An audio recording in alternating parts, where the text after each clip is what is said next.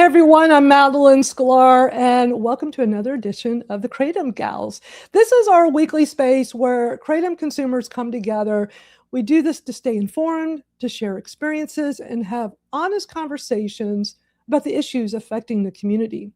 At the heart of everything we do here is about education, advocacy, and protecting access to natural kratom through open discussion and informed conversation.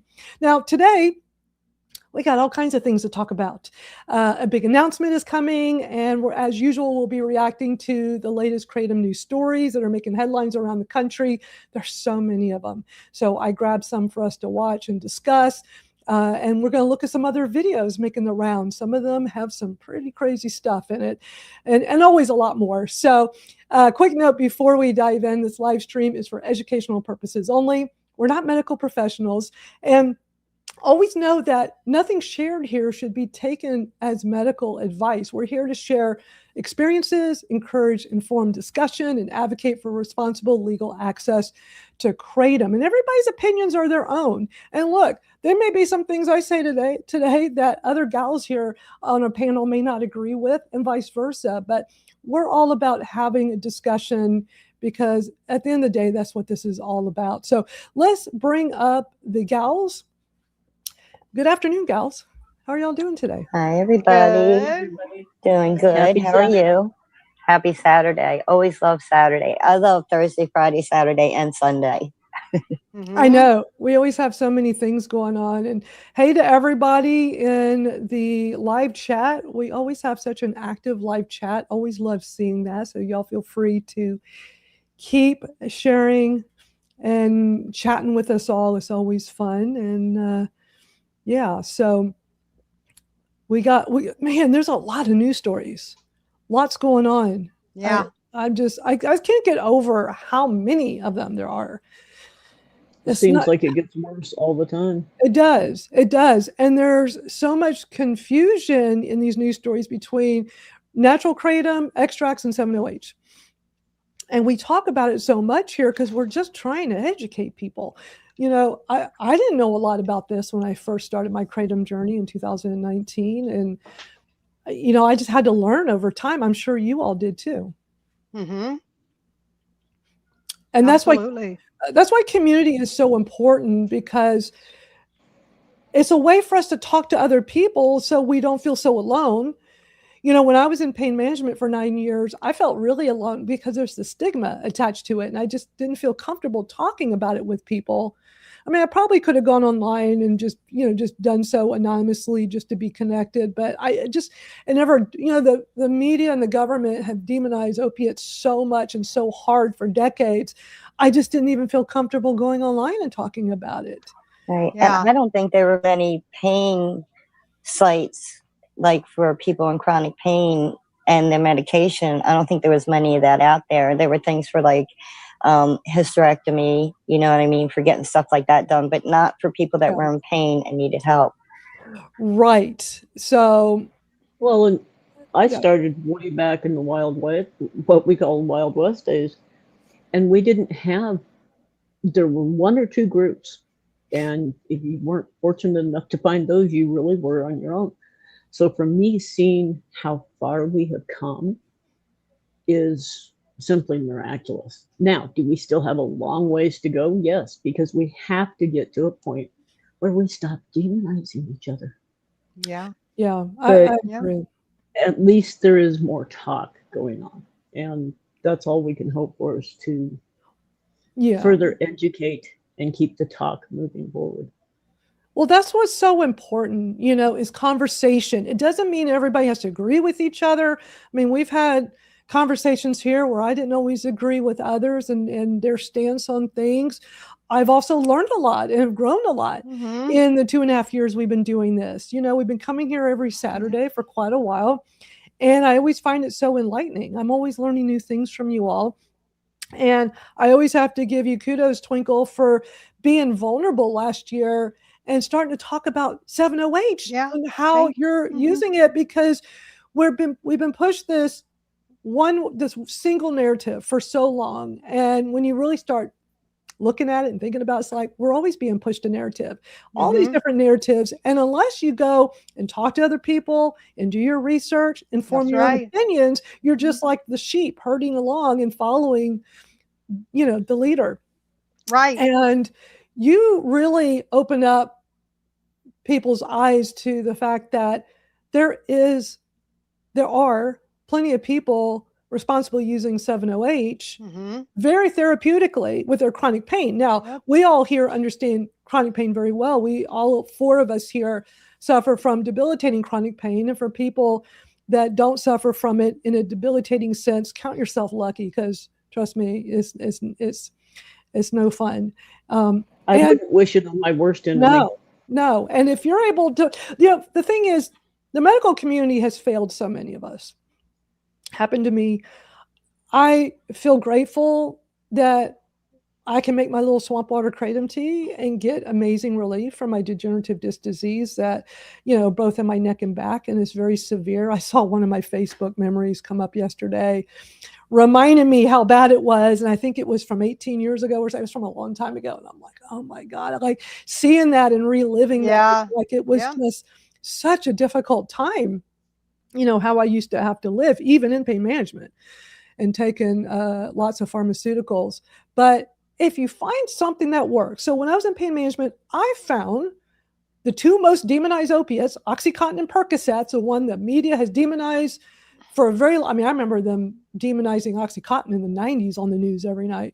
So, of course, the ones that helped me, it's like, I'm not comfortable talking about this, but it's helping me and it's giving me quality of life.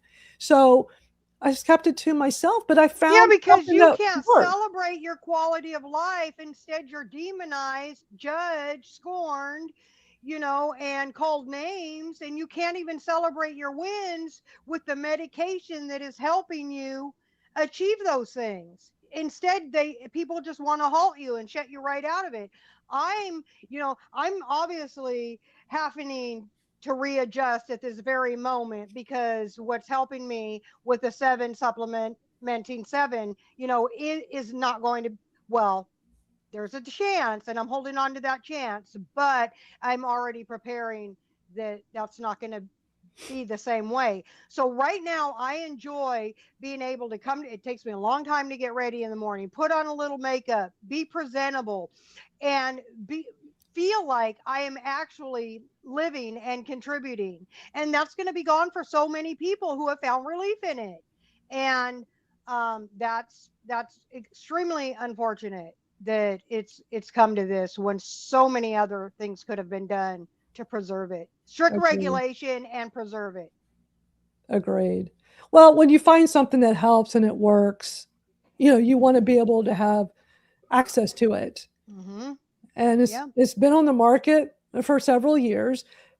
But, when we hear all the negative stuff, and I always say it's no shade to the people in active addiction or in recovery, but we've been fed this narrative that everybody's addicted to it and that there's no legitimate use for it. But why is it I keep hearing story after story after story of people that are using it and it's effective, and their stories are amazing? And so many more than the bad stories, so many more. And at one time, and those stories are the exact same stories that all of us used when we first started consuming plain leaf kratom. Those are the same stories we heard. I have been being told I'm an addict and I have issues and I'm taking an illicit drug for the last over 10 years. Get over it, folks. Yeah. These products are safe when used responsibly. And I don't think we can say that enough. Anything can be dangerous. The food we eat. Look at the lettuce issue right now. Yes, ma'am. Right. Anything can be dangerous if we're not being responsible in its consumption. So stop. And all these folks that want to demonize Twinkle or other people that we know in the community that happen to use 7-O responsibly, knock it off, because it wasn't that long ago that you were being demonized. Do you really want to go back there? That's right. And still are, and sometimes still are.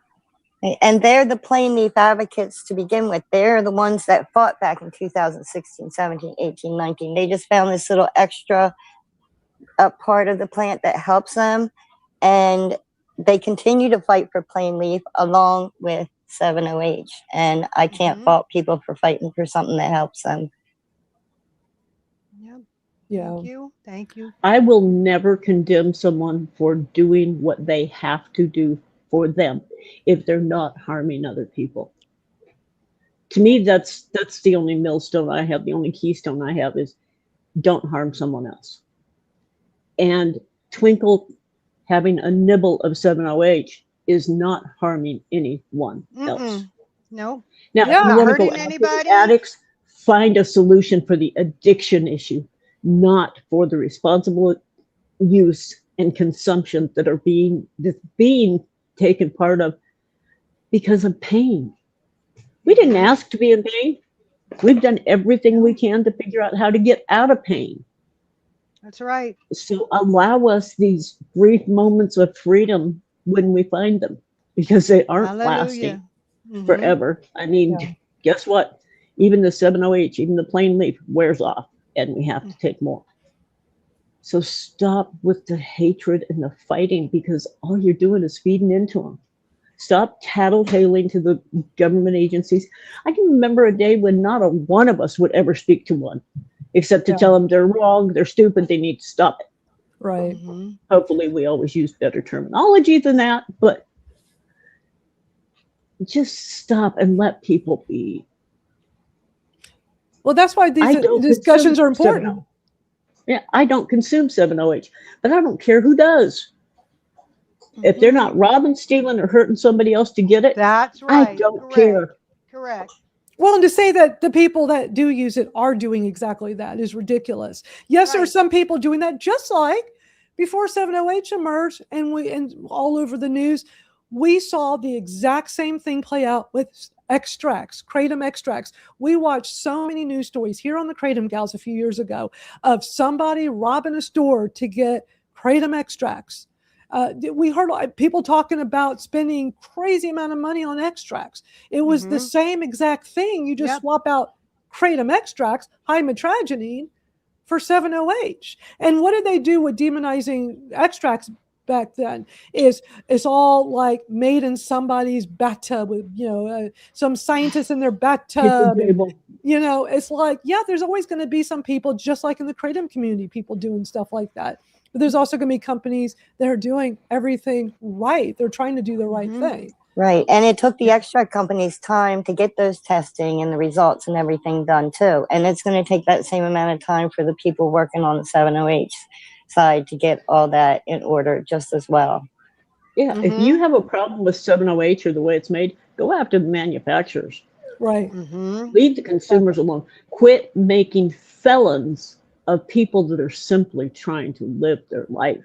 That's right. And that goes for Kratom and that goes for 7-OH. Yeah, exactly. Yeah, for everything. We've done it to Kratom consumers. Marshall Price.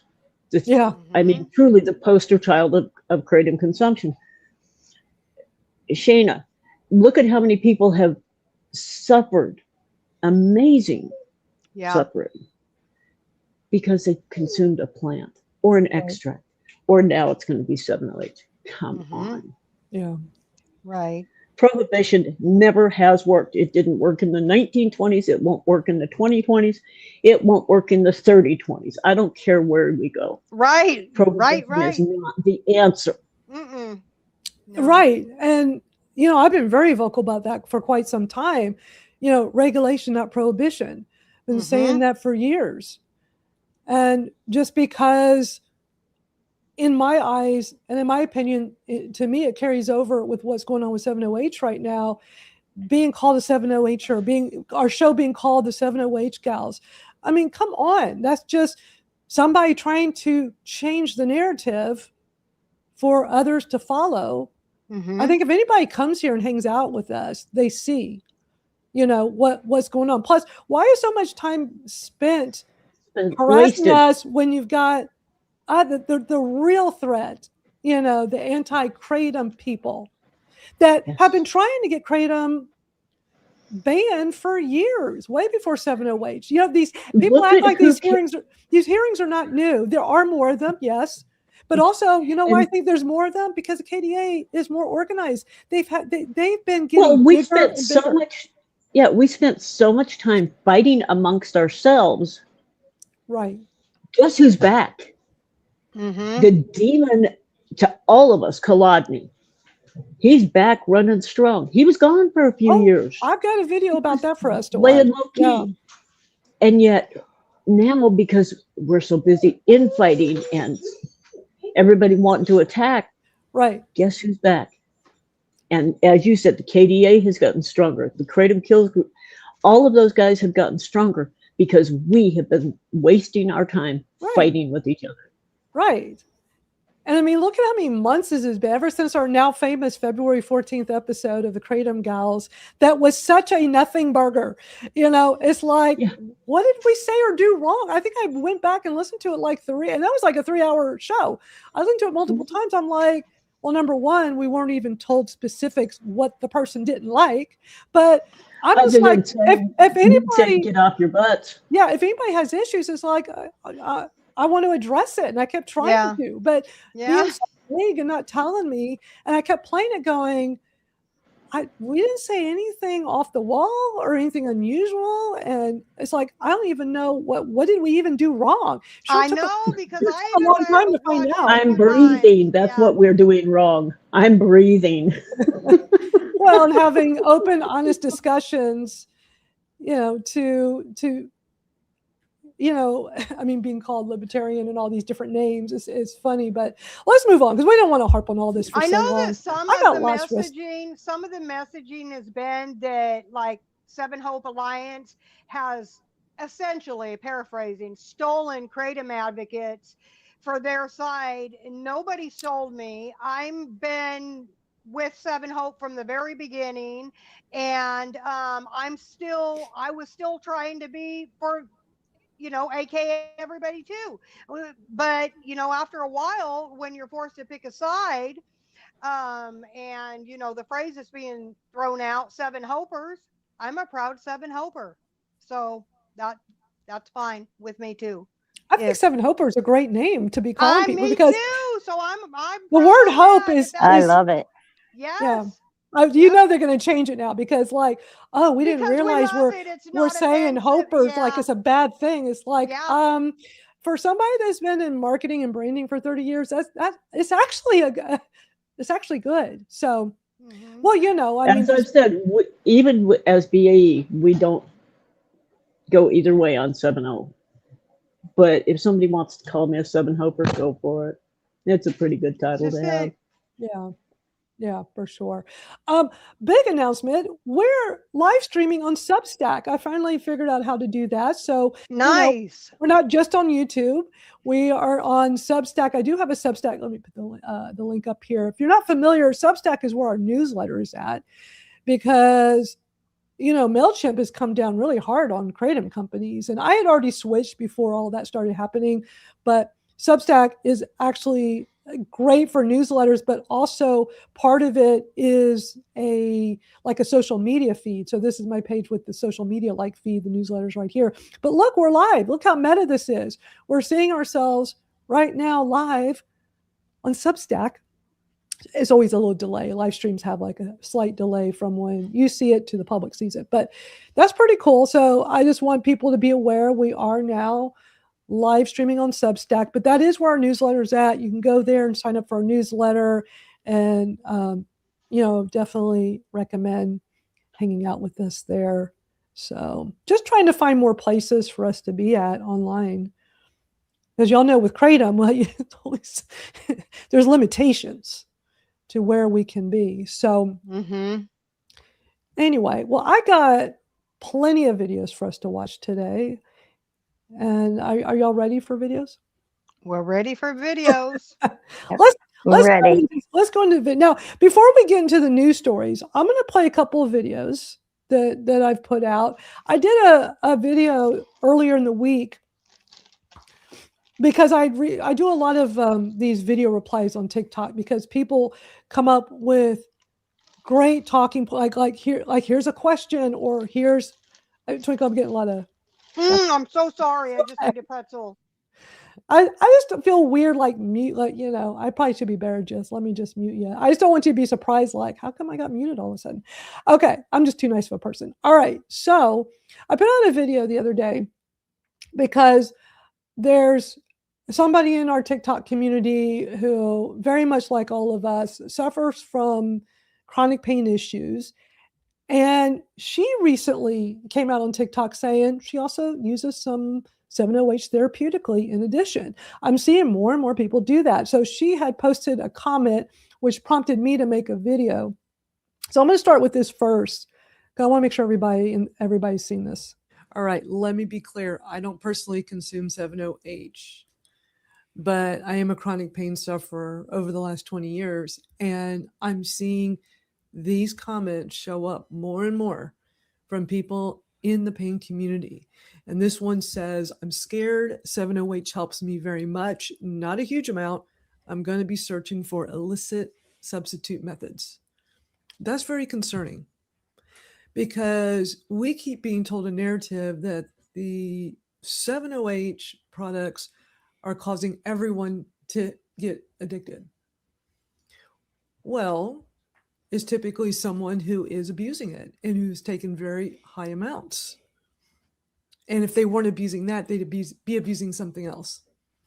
The pain community is very different than the addiction community. And we're seeing more and more people in the chronic pain community speaking out now about how they have found help with small amounts of 7-OH. Now, I support people in the pain community, however they're able to find what works for them, whether it's their pharmaceuticals and they're still in pain management. I say good for them. Or they're using natural kratom like myself, or if they're using 7-OH. And you know what?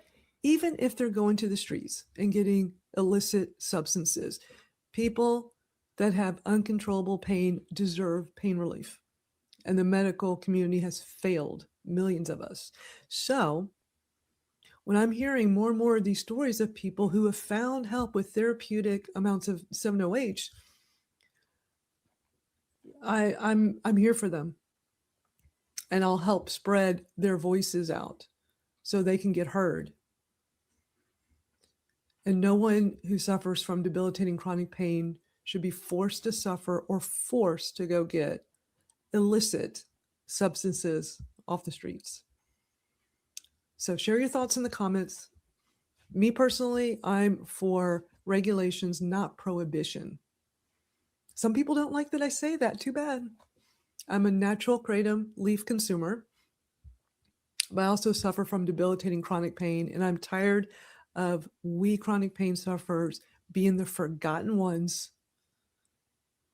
across the board at every turn, whether it's the pharmaceuticals, it's a plant, or whatever. But share your thoughts. I want to hear from you. That was beautiful, Yeah. Madalyn. Thank Very you. good. Yeah. Thank you. Perfectly said. Thank you. I saw that comment and I'm like, I got to make a video. I got to say something. And I had some workers in the home. So I'm like, I'm in this moment. I got to make this video. So I wasn't talking super loud, but I thought, I didn't think it was going to be any good because I was just like, there's other people here behind closed doors. And so I played it back. I'm like, that was really good. That was a good heartfelt message, which was what I was trying to get across. I just, really get it and want to be there for people. And Cherie is somebody I've known on TikTok for several years. She's very active in the chronic pain community, doctor patient forum and all of that. She was in our TikTok live the other day or yesterday, and it's a very sweet lady. And just to see a comment like that just really broke my heart of what she's going through and what she thinks would have to be the next move, which is illicit substances. That's very heartbreaking. And this is going to happen all at once. All at once is going to be a sweep. It's just going to all be gone. And everybody are going to be in such a predicament. And, I don't want to, some people could be, I don't want to lose people to suicide. I don't want to lose people more people to ending their lives because they just can't take it. I don't want my mindset to go back there and my pain to get that bad, because I've been there. I will hold on with everything it takes in me for these kids and these grandbabies, but people are going to be in this situation. And so, I need to stay strong, not just for myself, but if other people need a shoulder, because they're thrown away from other people out there. We're already thrown away from other people out there. Well said. And for those people that are empaths, whether somebody else believes it or not, I don't care. For those of us that are empaths, this is going to be an extremely challenging time for us. So make sure that you're leaning on each other as well, because you can't be there for everyone else if you're not taking care of you. That's right. And this is going to be a really hard time if they're not able to stop this. Yeah. And Twinkle, we've seen such a transformation in you in the past year, and it's just amazing. I mean, when people talk negatively about 7-OH, again, they're talking about people that are overusing it. You're, to me, like the poster woman for therapeutic use in addition to your natural kratom. Look at how, I mean, anybody can I'm just not going to let nobody take away my No. smile. This pain relief gave me back my smile. You know what I mean? My smile, my hope, my, tomorrow can be better. Even if I'm having the hard times, and it's it's just there. It gave it back. And I a lot of that is to God, but my goodness, a lot of it is to this too. And thank you, because there's other people out there, the same thing. People are working, able to stay working. They need to take care of their families and work. How do you work when you're in so much distress and pain? And physical pain will cause distress. You can't take it. You lose your mind if it's not controlled. Within a couple days, that's it. I mean, you're going downhill. So right now I have my smile, and nobody's taking that from me. Well, Tomorrow, and I see so next many, month, we don't know, but right now I see I'm so many still people, smiling. yeah, I see so many people out there saying, well, just go to the methadone clinic, just go to, folks, do you realize there's also a methadone shortage right now? Mm. And Suboxone, don't get me started on that nightmare, disgusting poison. Yeah. If you can even get into a doctor that will consider doing anything for a chronic Right. pain patient. Exactly. Because Right. we don't count, period. Right. And then And we right now shouldn't have there's to the use. Medicare, and I'm Mhm. sorry, Venus, the That's Medicare, okay. the Medi-Cal, Medicaid cutbacks, and even Medicare. People, you can't just jump into a doctor's appointment. You either have to have the services to help you get there for no cost, or you have to be able to pay for it. My situation has been around money. My husband's health care is so expensive, but at least finally I got back into primary care, and we'll go from there. But people are in a bind to care for their health and well-being and pain. Exactly. And they shouldn't have to go and wait in line at the methadone clinic or even take those type of medications, because along with those comes the label of addict as well. And we just want relief. We're not chasing a high. We want to be able to function. And there are so many resources out there for people that are in addiction. I would never want to take any of them away from any of them. Right. That's working for them. And I don't see why the only things we can only have them until they abuse them, and then they get taken away and we just start all over again. Yeah. Exactly. Yes. Exactly. Yeah. Okay. So there is one of the largest advocates in the chronic pain community who is supportive of kratom and 7-OH. She doesn't consume either one. But Claudia Morandi has been putting out lots of videos on her TikTok and on Twitter lately talking about this. And I just saw she put a brand new one up this morning. I want to play this for y'all because, so many people echo so many things we say. Not that they're trying to or not trying. I mean, it's just we talk about regulation, not prohibition, right? Mm-hmm. Instead, we're called, you know, the 7 Gals or 7 Hopers, because we just don't want people to lose access to something that's helping them. But you look at somebody like Claudia, who I like and respect. I wish that doctor-patient forum was around when I lost access to pain management, because it was a scary time. I didn't know I didn't know what to do, how to do it. I did go on Twitter trying to find people to talk to figure out, like, what do I do? No other doctor will take over my care. And I never got in trouble. I never did anything wrong. Mac or nobody calls her out, and I don't want her called out. So please don't No, we don't take want her it called like out. that. But it's odd that we're constantly getting And it, we're and consumers other of Kratom. right, and other people out there, and not just, but nothing is said, you know. It's only said to us. I mean, if I look like somebody that can be, you know, targeted or spanked or something, I'm not. I'm just trying to tell y'all, no, nope, mm-mm.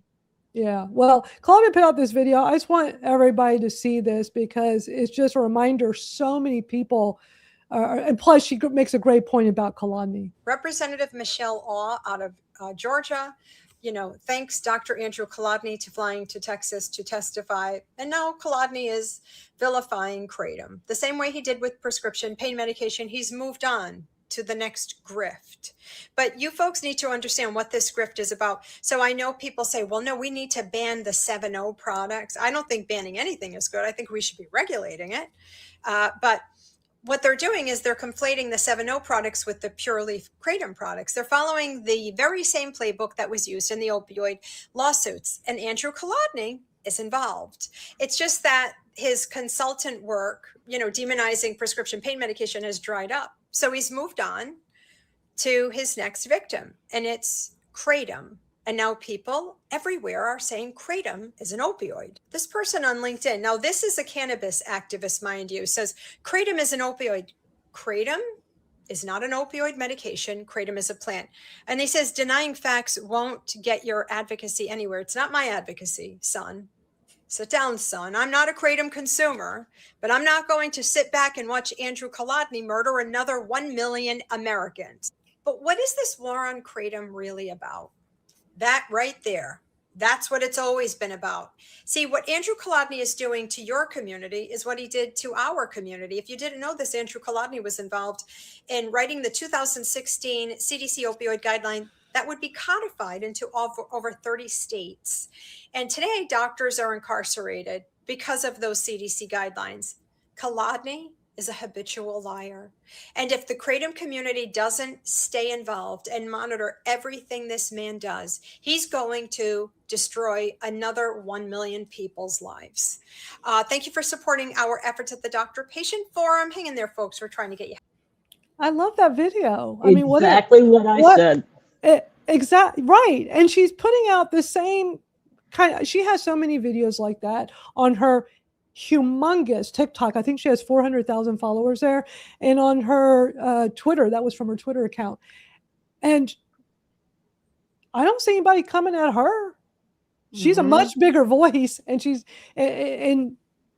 well, she wouldn't tolerate it. I mean, it's probably why they would not ever, she wouldn't tolerate it. But then why would they think that we should tolerate it, or it should be acceptable that way? That's the part I'm not getting. I don't think it's a question.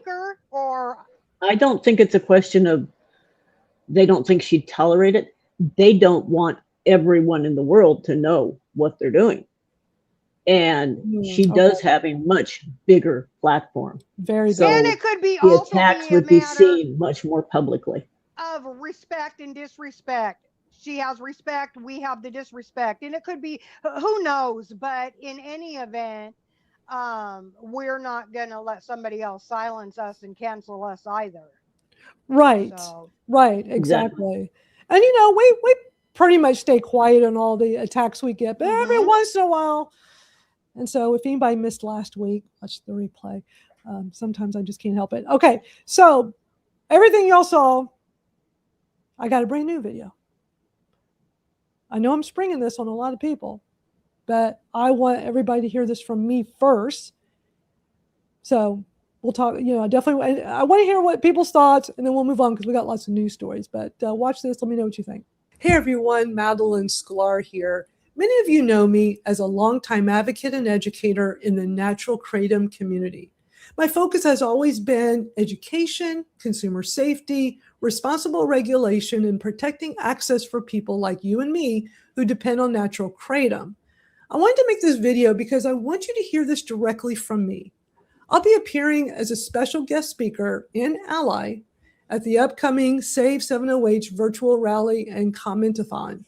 I know some of you may have questions about this decision, so I wanted to explain it directly. My primary focus is natural kratom, but there's a lot of confusion among people when it comes to natural kratom, kratom extracts, and 7OH products. They're not all the same thing. Now, over the years, I've made countless videos educating the community about this, and I've discussed it consistently on my Kratom Gals show and my Kratom Stories podcast. For years, I've said that I believe in regulation, not prohibition. I believe in responsible manufacturing standards, as well as lab testing, accurate labeling, education, and honest conversations, not policies and outcomes that criminalize consumers. Every day, I'm hearing from people in the pain community because that's where I come from. And some of them tell me that natural kratom changed their lives. It did for me. Others tell me they're using therapeutic amounts of 7OH and this helped them tremendously. Now, I may not relate to every person's experience, but I will never dismiss their stories or turn my back on people who are simply trying to improve their quality of life. I hope you know this about me. I don't change my principle based on politics, pressure, or who's criticizing me. My principles have always stayed the same. This decision is mine. No one is hijacking my voice. No one is speaking for me. I have not become a spokesperson for the 7OH industry, and I'm not abandoning my commitment to natural kratom. I'm simply showing up as an independent advocate and ally who believes consumers deserve to be heard and that regulation is better than prohibition. I've spent years encouraging people to tell their stories. I can't ask others to speak up if I'm unwilling to do the same when it matters. And you know what? Right now, I think all of this matters. You don't have to agree with every decision I make, but I hope you understand why this conversation is important and why I believe more people in the community should be a part of it. Thank you for hearing me out. Woo! That's how I feel.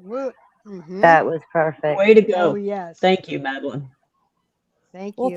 thank you all. You know, I feel very strongly that common sense regulations is the best way to go, not prohibition. And I just don't agree with how this has been playing out and how the lobbying groups have been doing this and what's been happening in the process. Natural kratom has been getting banned around the country.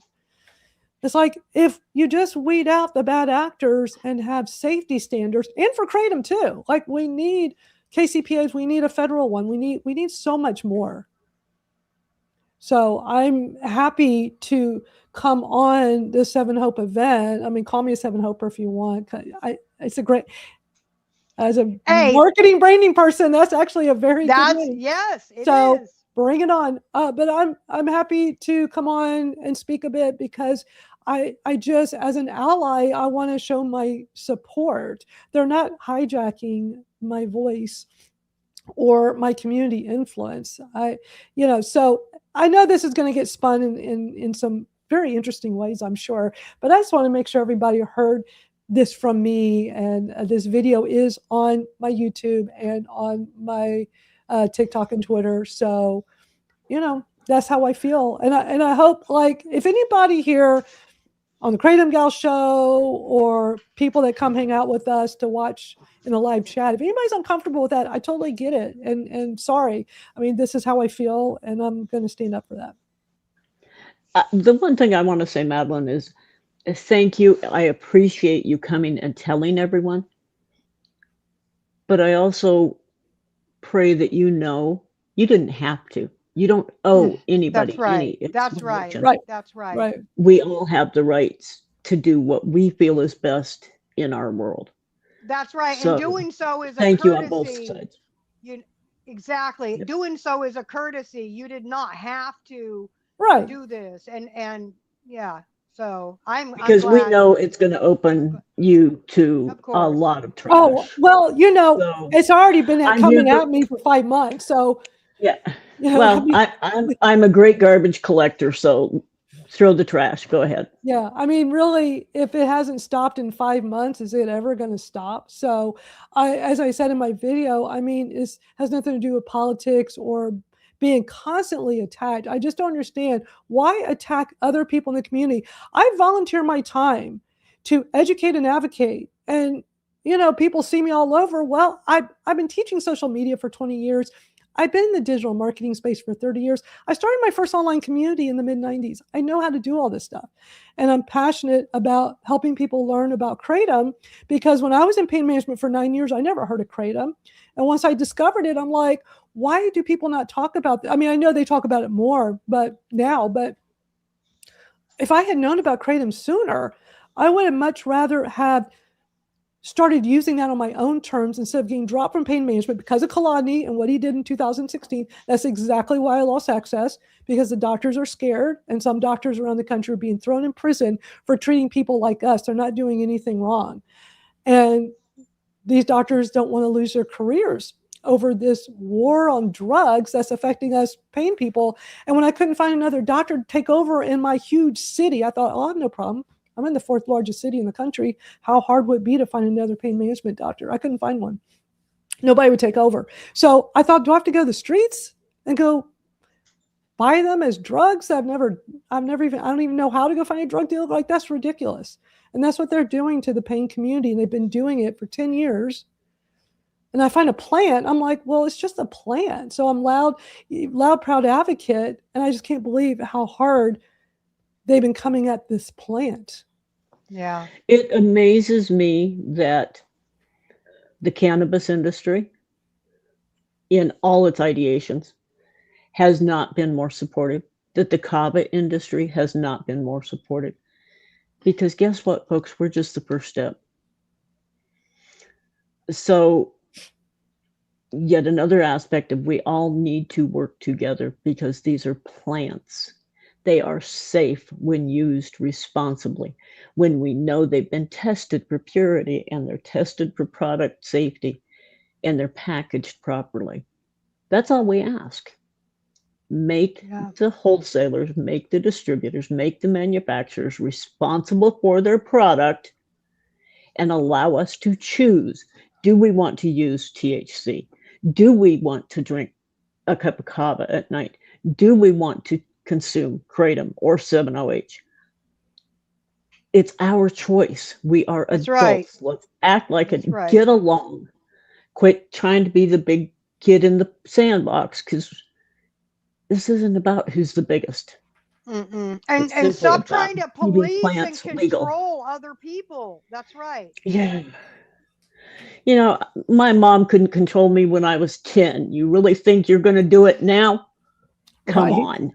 So we can be concerned for people. Of course. Concern and say, well, be careful, or make sure you do your research. And if you take something and you feel like something is happening and there, maybe you shouldn't take this, don't take it, and support them in that. But trying to tell other people that they shouldn't be able to choose options to save their own lives is just wrong. That's not okay. And we know realistically, if people don't have 7-O, if they don't have plain leaf kratom, if they don't have extracts, they're going to find something. Right. And that something is a hell of a lot more dangerous and deadly than the substances I previously mentioned.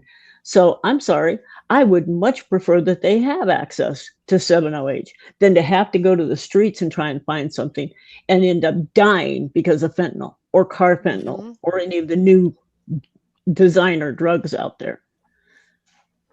Right. Exactly. Before we get to the news stories, while I was thinking of this, I totally forgot, is I do have the information of the event next week. Is coming up on Wednesday, July 22nd. So it's the Save 7-OH Virtual Rally and Comment-a-Thon. I love that, Comment-a-Thon. So it's going to be an all-day thing from 10 a.m. Eastern to 5 p.m. Eastern, and it'll be live streamed on their social media. So for those, what time are you talking? I don't know yet. Once I know, I'll put it out on my social media and let people know. But I'll be there all day off and on in on my live channels. So I'll be Same. off and on. Yeah. Yeah. So there are so many news stories. There's a lot going on in Oklahoma with Kratom right now. Have y'all been hearing about this with Oklahoma? There's always something with Kratom being attacked and threatening it. So I've got several. There were a lot of. I mean, I kept finding a bunch of different news stories all over Oklahoma, but I'm going to play a couple of them. So let's go, because I know we've already spent an hour and haven't gotten to the news stories yet. So are y'all ready for them? Is that good? Are we good? Okay, so let me start with this first one. State agencies are putting businesses on notice and warning the community about a new variation of Kratom. It's been connected to more than 50 deadly overdoses in the last year and a half. KOCO's Evan Onsott live with us in the newsroom now. Evan, this could potentially get businesses that sell it in a lot of trouble. That's right, it could. But first, I think it's important to understand what Kratom is, because even I didn't know much about it before this. So this is a plant found in Southeast Asia. It's used to treat pain or ease the symptoms of opioid addiction. It is legal to sell in Oklahoma as long as it's under a certain potency and in its natural state. The State Bureau of Narcotics says companies have found a way to synthesize and strengthen it. And they say it was detected in more than 50 fatal overdoses since January of last year. So now OBN is warning stores who sell Kratom tonight, if it's above that legal potency, you may find yourself sued or charged. There's a new variation of Kratom that is so much stronger and addictive that's being sold in gas stations. Number two, if you're a store that's selling it, you are liable and could be looking at a number of different types of penalties.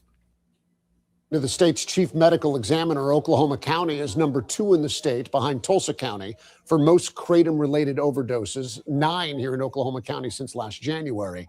OBN says if you suspect stores are selling this illegal variation of Kratom, report it to the health department. Okay, so did y'all know about all these deaths they're saying in Oklahoma? No, You're not going at to all. show me the money. I want the receipts. Right. It's so interesting how sometimes in these news stories they're talking about something, and it's like, when did that happen? That's the first time I've heard of anything with deaths in Oklahoma attributed to Kratom, like they said. And I don't want to minimize an overdose death. Right. But again, show me the receipts. Make sure it's not polysubstance. And if there's been 9 since January of 2025, that's actually not a lot of people dying or overdosing. But they said there were 50 deaths throughout the state. In the state of Oklahoma since early last year or something. It's like, and if any of that is true, it's going to be polydrug use. It's going to be something completely different than how they paint the picture. Right. And if they think they know what it is, then they should be tracing it back to wherever they think that it was bought at and been tested. Again, regulation. Right. And it doesn't belong in those stores more than likely anyway. Yeah. And a great comment here. They must show autopsy results to prove it. Otherwise, it's likely polysubstance. Exactly. But it was interesting. When I was on NBC Nightly News last year, they did my positive story against a negative story, talking to a mom whose grown adult son supposedly died from Kratom. And they just never really, you just don't hear these news stories focusing on it was polydrug use. And with that particular one, he had a whole bunch of things in his system. And I don't understand how these coroners call these Kratom deaths, because they had all these substances, pharmaceuticals and illicit, plus metragine. So it must have been the metragine that killed them. It just makes no sense. Well, because that's what they're paid to say, and that's what makes better headlines and gets them more funding. Well, they did the same thing with the opioids, traditional opioids, and it's like 1.2% of the population that actually becomes addicted. I rounded off to 2% just to keep it safe, but the number is lower than that. But when you have tens of thousands, 100,000 people benefiting, and all of a sudden the news throws out there's been 50 or 100 deaths, that is really nothing. There's no percentage, 0.0000000, one. It's really not, and that's not to minimize the loss of anybody's life, but you can't always take away the people that are benefiting and being helped for the people that have an adverse reaction or something happens. I mean, most of Right. them are poly, and they're not Kratom or 708 solely. I think there's one that might possibly be on the Kratom side of it, but the others were poly or something else going on. So Kratom, while there might be incidents, that very unlikely that Kratom would be the cause of anything, adverse or. Yeah. Well, and another big challenge is we know that people consume research chemicals. Yeah. And one of the big talks now is that SR. SR17, yeah. Yeah. 018, So yeah. guess what? 99% of the coroners out there don't know how to test for any of those products, don't even know to test for any of those products. Right. So we're talking polysubstance use, and we know that's a big issue. Even for the ones that they're saying are just Kratom or just 7.0, I still don't trust it because I don't know that there aren't research chemicals involved as well. Right. Exactly. So, yeah. I mean, if there just were more regulations out there, this SR17, this stuff, when you start researching it, it sounds like this could be a helpful tool, and they should be researched and looked into. And then I don't know if y'all saw, maybe I should pull this up. Soren Shade had quite the tweet. I was reading the article he shared last night. Let me go grab this because it was quite interesting. I mean, I don't know about the source. Let me just pull this up real quick so y'all can see. So Soren Shade from Top Tree Herbs, he posted this last night. He quoted this part in the article where it says, "We cannot allow promising overdose prevention therapies to distract us from the important work of criminalizing unapproved molecules." And of course, he did a laughing emoji. And this article is wild. Let me, because of course it brings it up on another screen. Let me show you all this article because it was.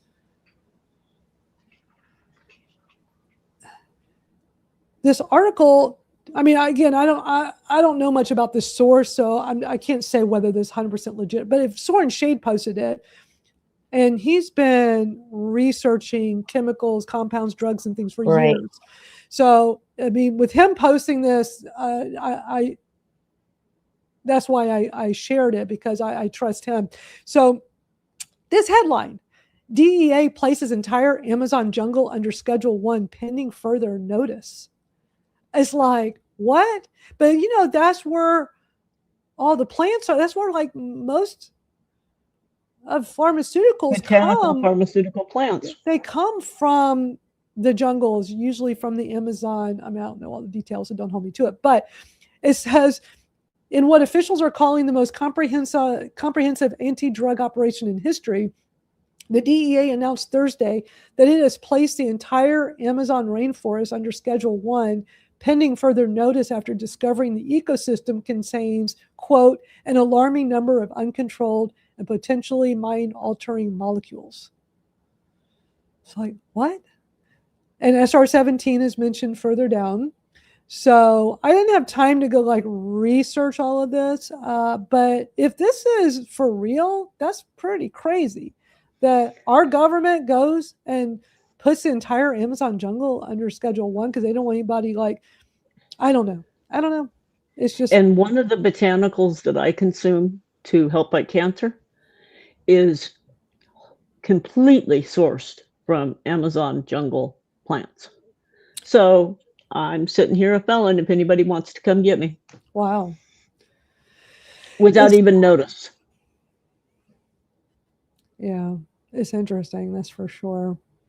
All this stuff, and just why can't they put more funding into researching things, finding what could help? Like, why won't they deal with this war on drugs? Why don't they help people in addiction and active addiction? And, you know, people are saying SR-17 has been amazing for them in active addiction. It'd be nice. And as a pain reliever too, I heard that it can work for pain and then for people with addiction. I've tried to excuse me, do a, you know, moderate deep dive into it, but it looks like it has potential. But no, they just want to, you know, take it all out instead of. I am seeing some negative side effects to it in the research I've done, as far as it has a potential for addiction. But it's also keeping people are having trouble also coming off of it. So I guess it depends on their bodies or what they're using it for and what, you know, capacity they're actually consuming it for. So it can go either way, I guess, I suppose. Right. Yeah. I mean, yeah, like, why not go after alcohol, cigarettes, all the things that we know can be harmful, but grown adults are allowed to access it. Let's limit Tylenol. Let's limit Benadryl, because that's what killed Davenport in Tennessee. Exactly. So this says, even the vitamins my sister is taking from Peru too, Robin. How ridiculous. I mean, I know, it's crazy. It's crazy. And I've been reading more about the SR-17. It sounds interesting. I have a video for us to watch. I definitely want to make sure we have time. It's kind of long, but it's really interesting doing a deep dive on this SR-17. And we're hearing about it more and more in the Kratom and 7-OH communities. Everybody's been talking about this. The thing that I've been hearing, and I mean, my research on this has been limited, but just the research I've done says for people who are using SR-17 to recover from active addiction need to be very careful, because that if they go back and use the same amount of any of these substances they were using before, they could easily OD and even die, because the way this SR-17, I think it just totally reduces your tolerance. A complete reset. Yeah, reset. That was the word I was thinking of, Robin. Thank you. Yeah. Yes. It's a complete wash of your system. Yeah. Which sounds promising to help people that want the help in active addiction. And that's why it seems that people rave about Kratom. But if you're using it as a replacement and then you're not using it anymore, and then you go back to your original whatever drug that you were taking, exactly, it can kill you. So you have to be very careful. You'd have to be, because of that reset. So that would be for somebody who has no, that would be for somebody who has no intention of ever going back to any substances in the future, and then they could be done. But somebody who would continue on it, continue forward to use that stuff. Right. And keep working on themselves. Yeah. Exactly. Exactly. You know, since, gosh, we're already like over an hour. I want to make sure, or we're coming up on an hour. I still got a lot. I think I'm going to skip this other Oklahoma because it's a long one, but basically all the Oklahoma news stations are talking about Kratom right now, and they're citing that 50 deaths in the past few years. So I'm not sure where all that came from. But again, show the receipts and start doing regulation and enforcement of the regulation you already have in place. Right. And if you live in Oklahoma, make sure you write in to those journalists, because they want to hear from people that live there and are in that area. Exactly. This next one is from Idaho. So this one, let me play this for y'all.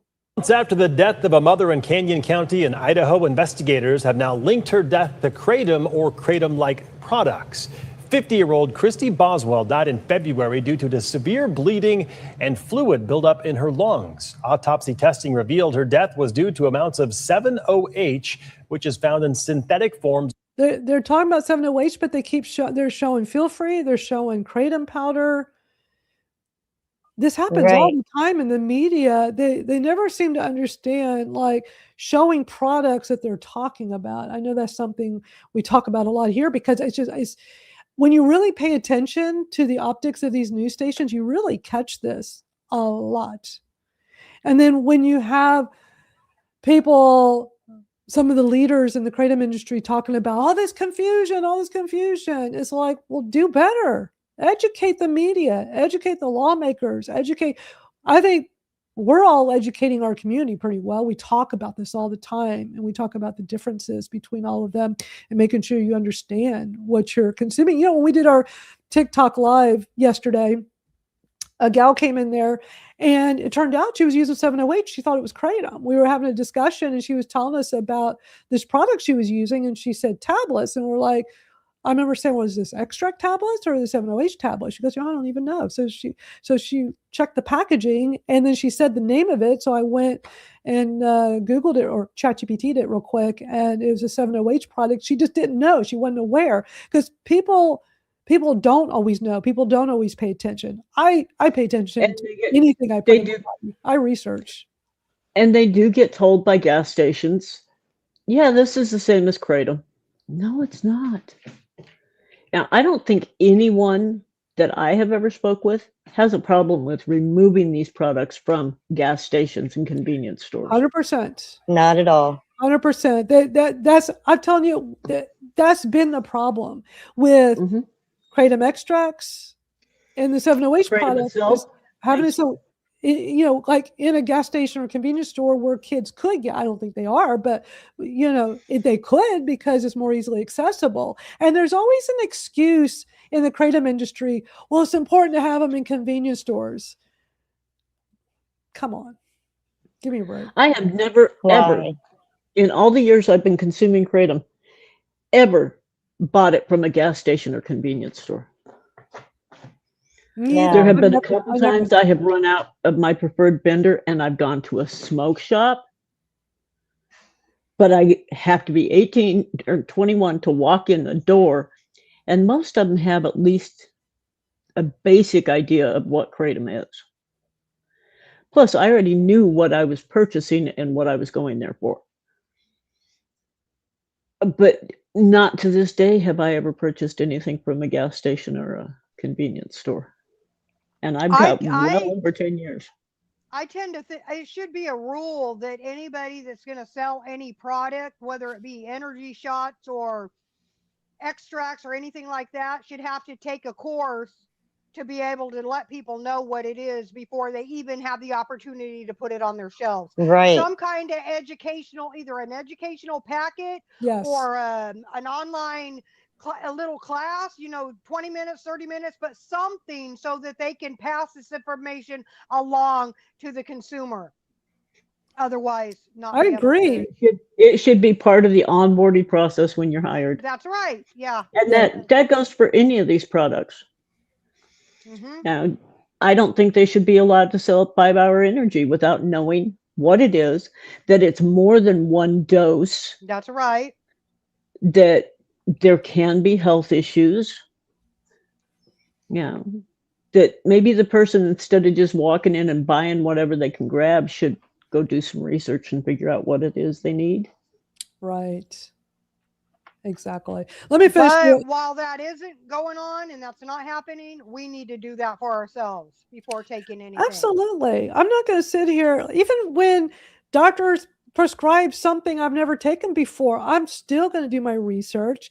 A great tool, by the way, I've been using it for probably about 20 years now. If you go to drugs.com, which is just a great resource of education on pharmaceuticals, they have a tool in there. It's free. It's called MedNotes, M-E-D, MedNotes. And what you can do is put in your different pharmaceuticals. It gives you all this information. It lets you know if there's any issues, where there's some kind of recall or problem with it that the government puts out. And most importantly, it lets you know what interacts with each other. And they have it at different levels. And it's really helpful because sometimes your doctor doesn't realize you're taking multiple things or don't pay attention. and pharmacies don't always catch it. And it's a great tool. Yes, So I always do that. tool. And people can put their Yep. reviews, their personal, and I love that. I love reading reviews of people's personal experience, and even with pharmaceuticals. Just like with Kratom, everybody's different. You'll have people say great things about a drug and bad things about and everything in between. And it's just, I like to read reviews because I want to hear people's firsthand experiences. Mm-hmm. And that helps me before I put something in my body. I'm just amazed in the Kratom community all these years now and talking to thousands of people. How many people just like, yeah, I just bought it and took it and I didn't even read the packaging. I'm like, wow. Okay, I'm not judging anybody. But there's been times where I've interviewed people for my Kratom Stories podcast, and some of them would say things like, yeah, I got addicted to the Kratom extracts. I didn't realize the bottle was 9 servings, or I just drank the whole thing. I'm like, wow. A lot of people seem to do that and not read what they're actually taking or take some time to research. I think the bottom line is we're all grown adults. And we should take responsibility for our actions. If I was using something that I bought at a convenience store and ended up getting addicted to it, that's on me. That's not on anybody else. And that's where you are a much better person than I am, because I will honestly admit, if somebody tells me that, I do judge. I may not say anything, but I do judge, because how can you be an adult in this day and age, especially with all the risks there are out there, and not know what it is you're putting in your body? Yeah. Yep. All right, let me finish the rest of this Idaho story. It's a short one, but let me just finish. Of Kratom. This is the same chemical that's being banned by the DEA, taking effect on August 5th and lasting for 2 to 3 years while safety studies are conducted. So that's that story. It was just a short one, but that one was out of Idaho. This next one is from South Carolina. Their news story title on YouTube is Kratom versus 7-OH, what experts and advocates want South Carolina lawmakers to know. So let's watch this one. Is it an herbal remedy or is it gas station heroin? Debate over what to do with Kratom has hit the State House, but it's just as confusing for lawmakers as it is for consumers. Fox Carolina investigates what experts and advocates say the state is getting wrong and what it could mean for the people turning to Kratom. Depending on who you ask, Kratom is hailed as a lifesaver. I was diagnosed with trigeminal neuralgia. It's called a suicide disease.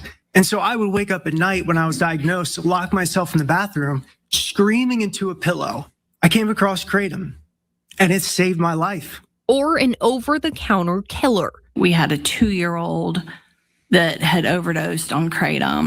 The parents didn't understand the situation. They thought it was a natural mood enhancer. But when people say Kratom, what do they actually mean? Because it no longer means one thing. I'm not sure whether they're talking about a botanical leaf product, a synthetic product such as these new 7-OH or 7-hydroxy products, or now even something called pseudo-indoxyl, which is another synthetic product that is derived from Kratom. In talks about regulating Kratom and the semi-synthetic byproduct 7-OH, even South Carolina lawmakers admitted they had some confusion. I'm not familiar with Kratom. How does one tell synthetic from the leaf? USC Upstate undergraduate researcher and Kratom advocate Luca Marvel was one of the people to testify at the State House. Kratom and 7-OH are not the same thing. The natural form of Kratom comes from the leaves of a Southeast Asian plant. 7-OH, or 7-hydroxymitragynine, is an opioid-like compound found in only trace amounts in leaf Kratom. But now, lab-made tablets and gummies containing high levels of 7-OH are hitting stores across the country. Marvel, who is part of the South Carolina Kratom Coalition, said the people using Kratom and 7-OH aren't who you might expect. Very functional members of society that, feel like they rely on one or the other or both to treat very real, very serious medical ailments that they feel have been inadequately addressed by the medical establishment. If this gets banned, I don't know what I'm going to do. I don't know where I'm going to go, because it's either live in so much debilitating pain that I want to end my life or break the law. What lawmakers decide about Kratom and 7-OH could impact thousands of South Carolinians with similar stories. Dr. David Schaefer, the director of toxicology for Prisma Health Upstate, testified at the State House too. And while he agrees these substances are different, There is no question, as you have heard today, that 7-OH is more potent. he disagrees the leaf form is safer. Cocaine and opium both are derived from the ground, and we know that those are not generally safe. South Carolina passed the Kratom Consumer Protection Act in 2025, making it illegal for buyers under 21. But a critical provision stripped out before it passed is at the heart of the current chaos. Lawmakers deleted the 2% cap on 7-OH concentration. Is it accurate to say that you would not be opposed to stricter regulation on 7-OH? So I personally think that the way that 7-hydroxymetragenine or 7-OH is being sold is probably pretty irresponsible. So before lawmakers take up the issue again, here's the main thing he wants them to consider. Kratom and 7-hydroxymetragenine are different and need to be regulated differently. I would agree that mitragynine, the main psychoactive substance in the kratom leaf, is not the same as 7-OH. That said, I believe they both have risks, and I'm not sure what the correct answer is at this point on how to regulate those products. And while thousands of South Carolinians hang in the balance, lawmakers don't have an answer yet either. Okay, since when? That one should have came with a throw warning. Right? I know. That doctor saying that coca and opium plants are dangerous. No, they're not. It's when you process them that they become dangerous. Right. And Again. when you're not taking it in a low to moderate dose, it's when, again, the dose is the poison. It depends on how much you're consuming for it to reach a dangerous, level. People can take things responsibly. Yes. We can take things responsibly and be upright and contributing to our day and washing dishes and spending time with grandbabies, or having a conversation with people instead of being in bed not wanting to talk to anyone, isolating because pain is that severe. I love what you just said, Twinkle. The dose is the poison. That needs to be on t-shirts. Yeah. Because it truly is that is at the crux of the issue. Aside from it needs to be better standards of manufacturing. The dose is the poison, because somebody can take 2 ounces of kratom and end up in a pretty bad way. Now, are they going to die? No. Are they going to have respiratory depression? No. But guess what? They're going to have a lot of issues. If they take 2 grams, they're going to be okay. So, right. The dose is the poison. And it's always been that way. Always has been, always will be. Yeah. It's just swap out the product. Yeah. Instead of walking into anywhere and buying an extract that is supposed to be 6 servings, taking all of it. That's an issue. That's right. Then it becomes a poison, and that is not okay for you. You're going to get sick, or you're going to start acquiring a dependency, and then perhaps later an addiction. And you're just going to, if you keep consuming it that way, your body is going to require it and then want more, instead of just keeping yourself leveled out and using it for its analgesic relief or the therapeutic properties. I mean, it is. And we have to take care of ourselves and stop punishing everyone for the people that don't.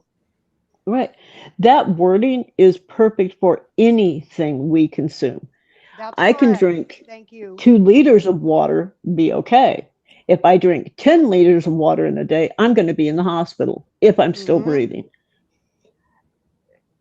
So being responsible, being accountable, and making sure that what we do choose to consume is a safe product. as far That's as right. manufacturing Yes, standards. yes. Agreed. Come on, folks, let's grow up a little bit. Exactly. All right, I got a TikTok video I want to play for y'all. So there's this pain doctor that I've been following on TikTok for several months. Love him. And he just talks about, for those of us in the pain community, I'm seeing more and more of this on TikTok. Doctors and other people in the pain management part. I mean, some of them are nurses or techs or whatever. There are some out there that are actually very supportive of us people in pain that are not, there's plenty of videos on TikTok of them like laughing at us and making jokes about people in pain, blah, blah, blah. This guy, I love him. He's very supportive. He talked about Kratom this week. I was like, oh my God, I've never seen him talk about Kratom. I mean, I love this guy. I'm always liking and reposting his videos on TikTok, but I was like, oh my God, he's talking about Kratom. So, and it's not like completely negative. So let me play this, but TikTok's a little tricky. If you use Kratom for pain or know someone who does, these could affect you. And most people don't even realize there are two different products being sold under the name Kratom. The government just announced a major change involving Kratom, but what they are banning isn't what most people think. First, what is Kratom? Kratom is a plant that some people use for chronic pain, opiate withdrawal, or energy. But here's where it gets confusing. The DEA action is not aiming at a traditional Kratom leaf. It's aimed at a highly concentrated 7-OH product, the abstract that actually often sold in a gas station and smoke shop. These concentrated products can act much more like a strong, powerful opioids, with the real risk of dependence, overdose, or withdrawal. So think of it like a coffee versus a strong, pure caffeine powder. Same plant, but with a completely different strength, with a completely different risks. So if you use Kratom, it's important to know which product you are actually taking and let your provider know about it. Not so they can judge you, but so they can make sure you stay safe. If you've been taking the concentrated abstract regularly, please do not stop suddenly without talking to a clinician. Comment, didn't know. If this is the first time you have heard about there's a difference between the traditional Kratom leaf and the highly concentrated 7-OH product.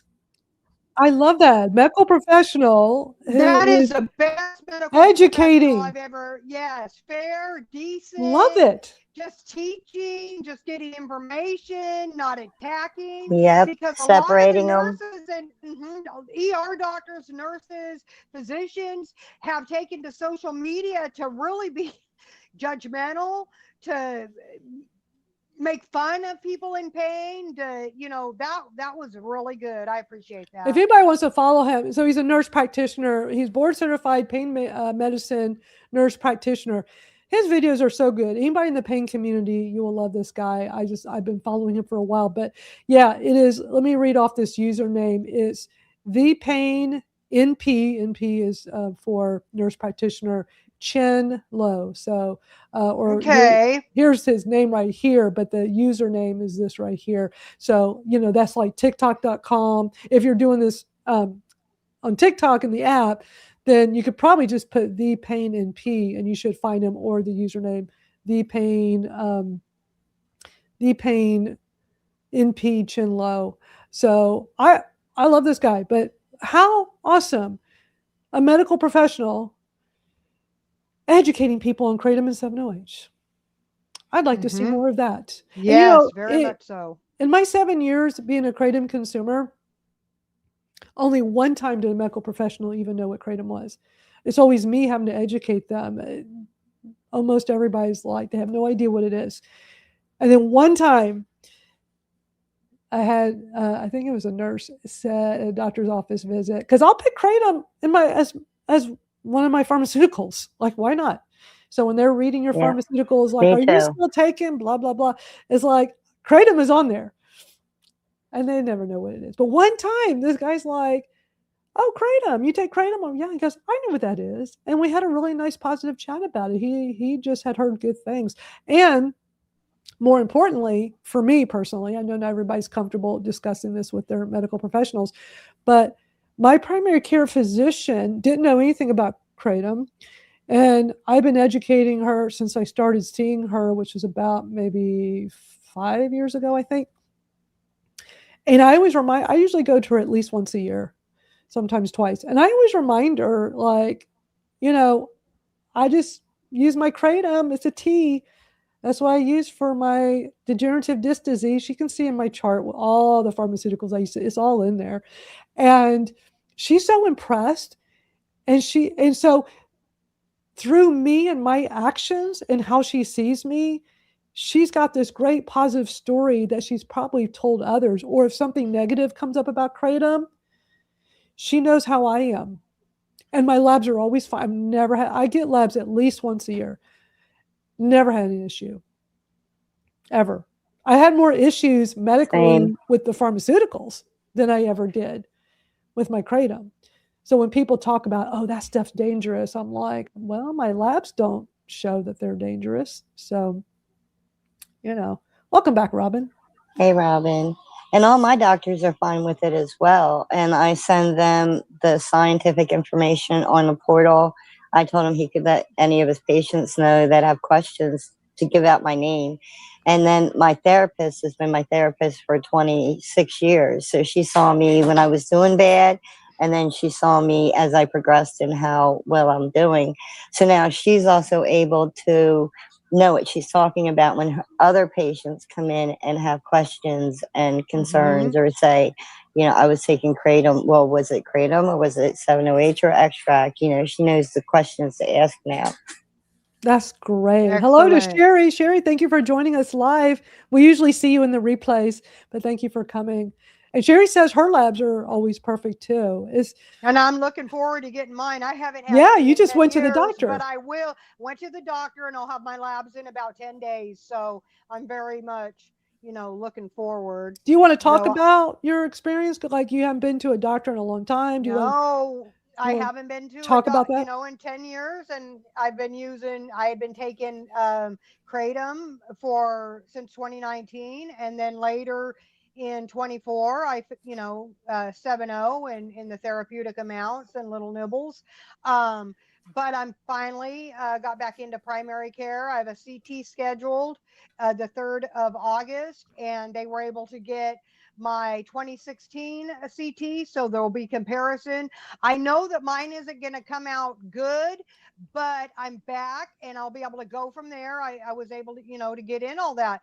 So when I'm advocating for people in pain and having these options, not everybody can get to the doctor. So when I'm talking about this, it's personal experience. I have not had pain care since 2016, and I have had no other care since 17. And at one point, I thought the last time I was with my pulmonary sleep specialist was in 18.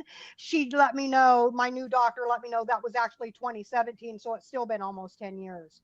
So, and I did let her know that I take the teas, including the Kratom and the cat's claw and everything else that I use off and on, valerian root, all the things that are out there that was helping me maintain my life. So that's wonderful. She knows about these things. Yeah.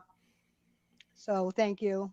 And for anybody that wants to be so dismissive about therapeutic use of 7-OH, look at Twinkle right now and go back to, actually you can't really see our old Kratom Gals because my YouTube got deleted last December. And you've been like a different person since we've been on this channel. Yeah, I wish I had, I lost, for anybody who doesn't know, I had built a really nice size YouTube channel for a few years, and YouTube literally deleted the entire channel out of the blue last December because, you got to be really careful talking about Kratom. And I think they didn't like some of the things I was doing, like talking about I like to talk about brands as goodwill. Again, my background's in marketing and branding. And so if it's something I use and it, other people might get value from just having that information, because when I was first learning about Kratom, I'm sure, where do I buy it? Who do I talk to? What do I like? I want to learn from people. And so many people are like, I zip it up. I don't talk about, it's like, well, how are we supposed to, like, I just made it harder. I and just found one longer. of our videos last week. I think it was about a year ago. I looked awful. I could barely, originally I was living off the daybed, and then I was I remember you able doing to that. make it to the back room, and I would do it in that area of the back room. But it took me time to be able to do that and get back there. And I could still barely pull myself together and get, all my steps went to get into the bathroom on time or get into the kitchen. That's why I lived off the daybed, because I couldn't make it to these rooms. So I used the front bathroom and the daybed to be in this small area of the house that I would be able to physically get to. And a little at a time, I made it to the back bedroom, and I was able to sit there, and I still look like caca. And as I used 7 a little more, and my nibbles, I was able to pull myself together and really, change my life for the better. And, this is all, I'm praying, but it's almost over. And I don't think it's any more okay that people have to risk losing Kratom versus 7-0, because whatever one works for you, like if only Kratom works for somebody, I'm so happy for that person. But it didn't do enough for me.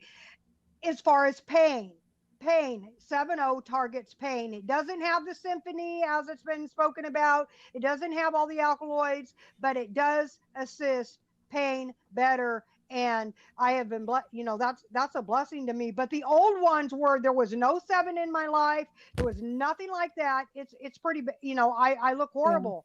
Yeah. I was heavier. My swelling was so bad because of the inflammatory disorders. And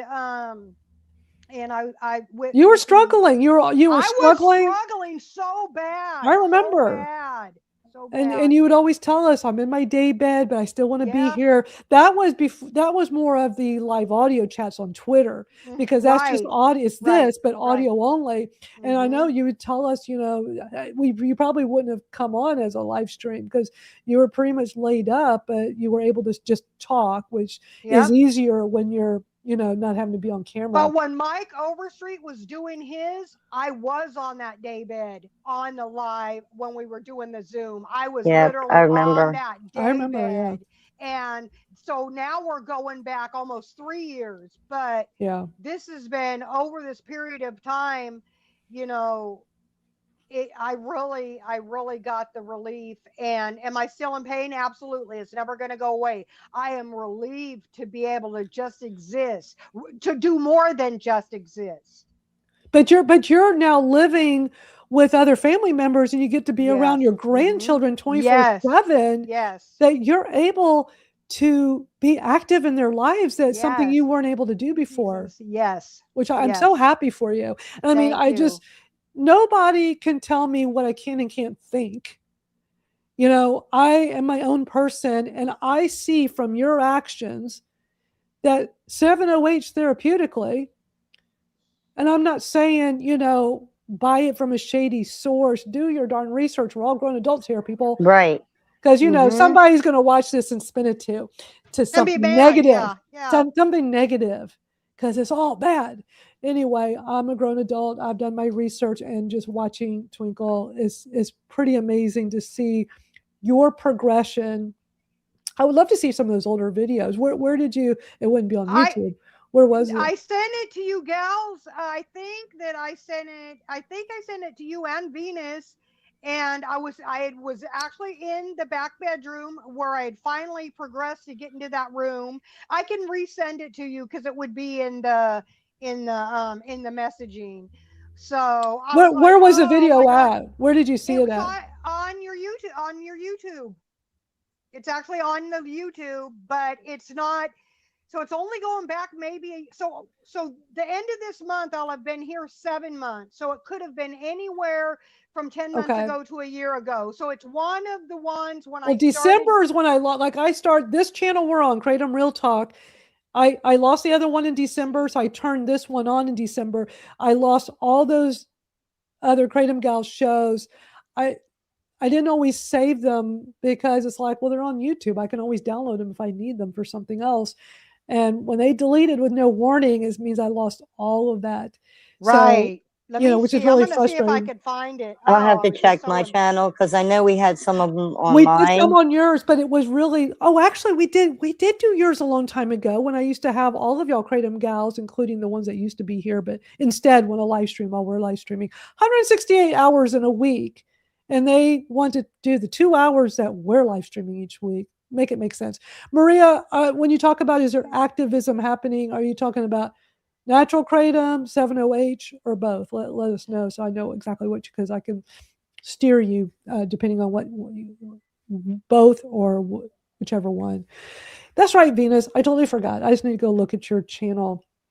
Yeah, what's your channel? Yeah, Venus, can you put in the private chat the link to your YouTube? I can probably find an old one real quick that I can.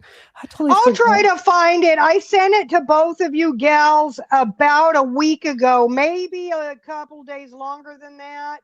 I'll go to Venus's YouTube because I forgot years ago she did do, like, I used to have them all. The problem was, the reason why I stopped doing that and I only wanted to live stream on just my YouTube channels, because it started getting confusing for people. I know Angela, who's here, who's been, in this live chat every week with us for years, she used to sometimes get confused, like, wait, which YouTube? And I know there were some issues with that. So I thought, you know what, we got to make this easier for everyone. So let's just only broadcast on my YouTube channel instead of all the gals' YouTube channels, because it just kind of diluted things and caused some confusion. But Venus, you do have, I just don't remember what your username is. Are you still looking for it? Yeah, I'm still looking. Copy paste. Okay. I'm gonna send it on Slack. Okay, is that okay? Oh, okay. Yeah. All right. Yeah, that's good. I just want to, because I would just love to show like a little clip of like what, for people that haven't been with us for long or don't remember. I would. And my affect, like I couldn't even. It's like I had no happiness in me. No, you didn't. So hard to find. You were joy. Such a different person. I tried to be a part of it. Just it's just the difference is just night and day. It is a huge difference. And that's living without health care and chronic pain. And that's after being abandoned in 2016. Right. And, the pain politics with my insurances, because my CRPS came from a work-related injury. So my spinal cord stimulator and my CRPS is work related. It's still covered under workers' comp. I'm just not actually receiving the care. That's a mess of its own. So I can't go under my regular insurance to address CRPS and the spinal cord stimulator because it belongs to workers. So it's just a mess. And just making sure nobody out there thinks I did something wrong. I did not. It's about, I didn't want to get stuck with the bill and then come after my house and take my house or something, because, the insurances both end up denying it. So, but now I'm back in, it's getting better, and I'm just grateful for the time I've had. So I found one from two. Okay. So the thing is, I'm looking in Venus's, live streams of the Kratom Gals from 2024. The problem is you weren't on there. You were sometimes a guest. I was trying to find one where you were actually a guest. You would sometimes fill in. And right. I just found one. So let me just play a little, let me just kind of pop it on the screen for a few minutes so y'all can get an idea, because you look very different. And I know. Take my. Is that okay? Do you want me to do this? Yeah, you can.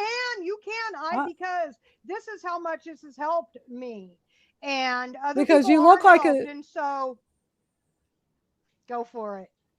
Okay, I mean, I haven't seen this in a long time, so I don't know like all the details of like what. And you I don't know about. what I would have. But I can see you. I don't know. This one is from. Let me grab the date again real quick. It's from 2 years ago. This is from July 27, 2024. So this is like 2 years ago. Off of Venus. And I would have barely started it, or I hadn't yet. Okay. So.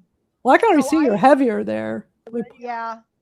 And then Venus ready on. Well, we're live. Oh, you are so good. You've got it already, Twinkle. I love it. We are live.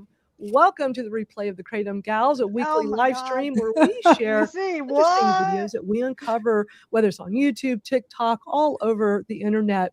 This is always spicy, And I fun, and very informative. You'll get an interesting view of Kratom, looking at the good, the bad, and the ugly. We look at it all. So I'm Madalyn Sklar, host of the Kratom Stories podcast. Let me just try to find when you're talking. You look so different. Stuff too, but a different this can person. seem how birth. Yep. We're more recently trying to find where you're talking. All over. We're on my Kratom Stories podcast, YouTube and Facebook. We're on, even though Misty Brown's not here, we are broadcasting out to hers right now. Also, Jennifer, I don't know when Venus, we have theirs going. I don't know when in there you're talking. It'd be too hard to find it, but y'all can all see visually. Twinkle looks a lot different. Yeah. So thank you, Jesus. I think that really shows. I'm just, yeah. Yeah, I mean, it really shows just appearance-wise, physically, and just your smile. Your infectious smile. It looks like I uncurled my hair that day, so I was trying to feel and look better just to do it. And that was finally when I was able to get to the back room. So I first tried 7 in March or April of 2024. And I at that time, a couple tablets lasted me a month or 2 months because I was taking so minimal. By the time when I first joined you on this platform, it was 1 hour because we had the other ladies on then. So I only joined at first for the 1 hour because I still didn't quite have, I wasn't in enough relief. And then as I started joining you, I started utilizing this a little bit more. And I don't want to make it sound like I'm taking tablets a day. What I mean is I would nibble before each show to have that relief in order to finally sit here the 2 hours with you.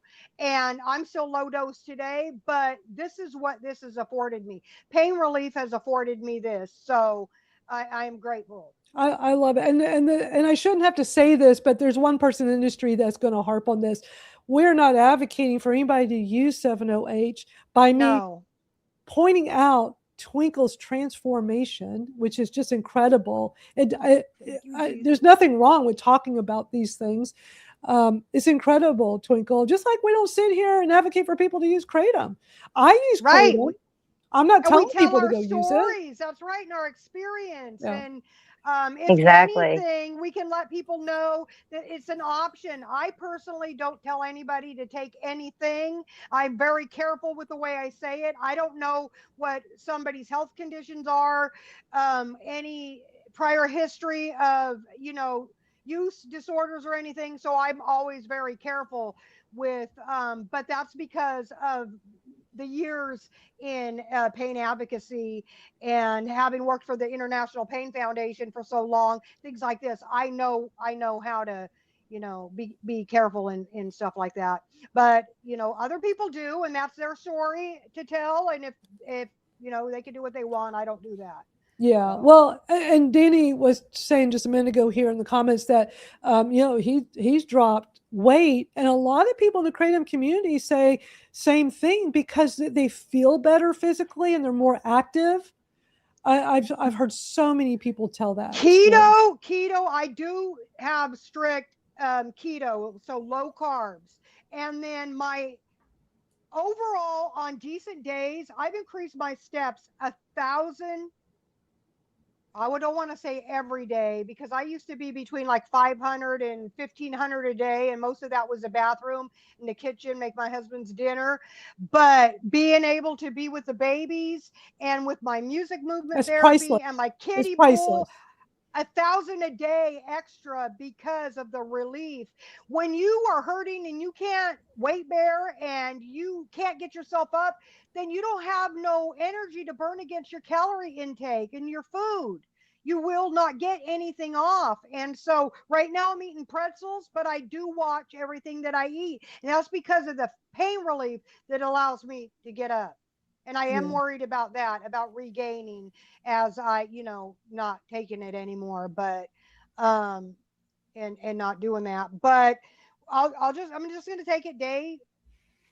That's all I can do, one day at a time. That's it. And And keep not fighting. let everybody and keep fighting. Keep fighting. Anybody. Yeah, and when people say, "Oh, there's nobody in the 708 community that are advocating," you've been advocating. Like, I think when a lot of people are being fed so much misinformation about that, a lot of 708 consumers I've talked to advocate for, but most of them are Kratom consumers and have been for years, if not a decade or more.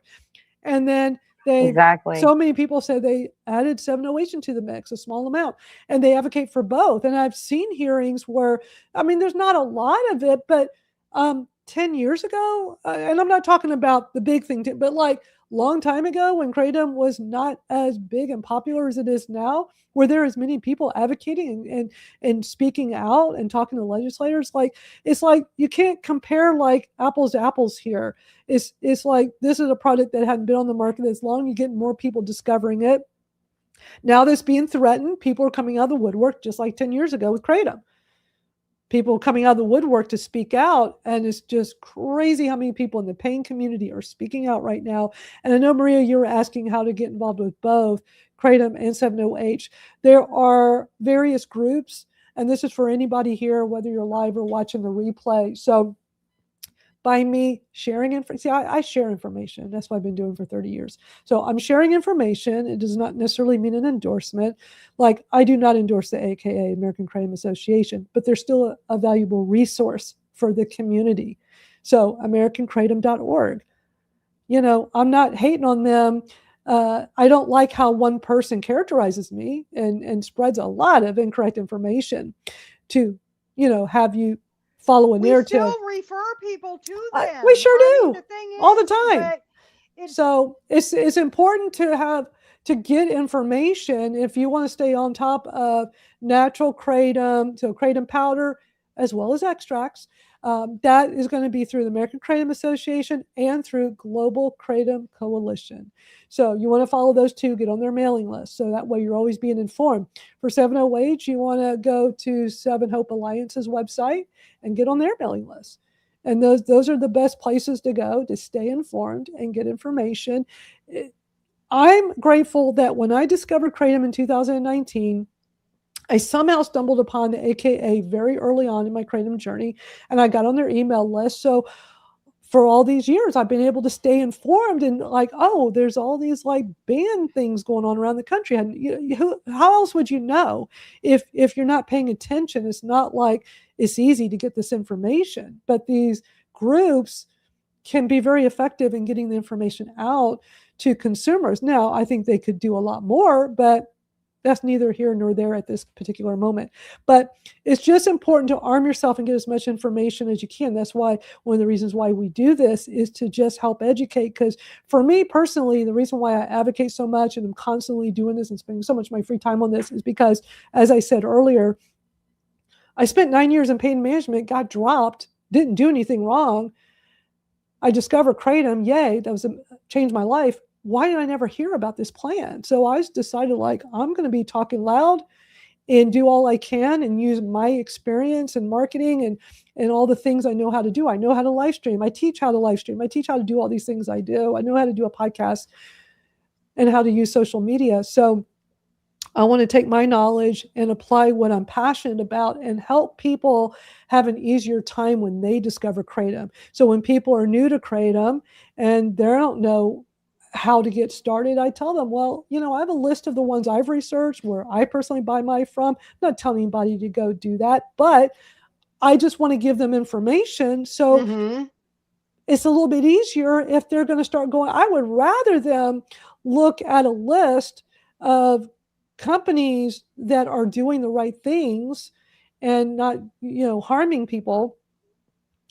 But, you know, most people will just, if they're going to go casually buy it at a convenience store or a gas station, to me, that's more harmful. I mean, I don't trust those products, and you hear more negative things about those products. Those are not the kind of products I get mine from, and where I tell people, you know, if they want to see where I get mine from. So, and then I also have Kratom Real Talk. That's our private community over on the school platform. For anybody that's new to Kratom, this is the end. What I have on there, I have a classroom section. It's all free. There's a forum. The classroom section I put together is the information I wish I could have had available to me when I started. It's scary when you start. It's that fear of the unknown. You don't even know how to start, where to start, what to buy, what to do. And I just have laid out how I got started, all the information. Not a medical professional, as a reminder, but it's just information for people that are doing their research. And if you're not new to Kratom, it's also a great platform because it's where you can be around other like-minded people. Yes. That consume Kratom and are just looking for And help support. them. Yeah. Twice a week, we do a private chat in there. It's kind of like a Zoom call, but it's private. And Venus does a great job of helping to lead that in case I'm not there. And we do that twice a week. It's just, we just want to make it easy for all of us to be together and not feel so alone and be able to ask questions and get information. And it's wonderful. Right. Because when I first started looking up information, I felt horrible. I was sick. My head hurt. I couldn't concentrate. I couldn't focus because I was in so much pain. So to have a starting point to where you can go ask questions and get more information and know where to start. And even then you can branch out your research even farther from there. But I think that that's priceless. I just think it's a great thing to have because back then there were a few of the groups on like with people in addiction and Kratom, but there wasn't very many groups on people in pain. So just having that and being able to not have to spend like a long time just focusing, they can trust what the information that you put out there, that it's correct and that these are responsible people, and then go on from there. It's not starting from scratch. Exactly. Just making it a little bit easier. So we have lots of resources available. We do this live stream. We've been doing this every Saturday for several years. I also have a very active TikTok that just keeps growing. And I'll put some of those videos on here, but I got more of them over on TikTok. And so I just think it's important to bring people together and have these important discussions. Absolutely. I got to play this video for you. Oh, by the way, Robin's having technical issues with the internet, so she apologizes for not being able to get back on. Okay. I got to show you all this video I came across. So, as usual, I'm just, looking at some different YouTube videos related to Kratom. And this one, I'm going to play, what I'm going to do, I'm going to play this intro. Because, these days, a lot of this content we see online is about clicks and views and clickbaity and all that stuff, right? So I see this video is titled, "The Truth About Kratom and 7-OH, former DEA task officer Eddie Burgess." I'm like, okay, this is probably going to be interesting. It's a podcast. It's like an hour long. And wait till you see just the intro with no context of what the overall discussion is about. So I'm going to play this intro, have y'all react, brace yourselves. Robin, I know you're watching. Be ready to throw something soft at your computer or at your phone. I'm going to give the warning. And then after we've watched that and gasped, I'm going to play the context of what he was talking about in the podcast that's way further in.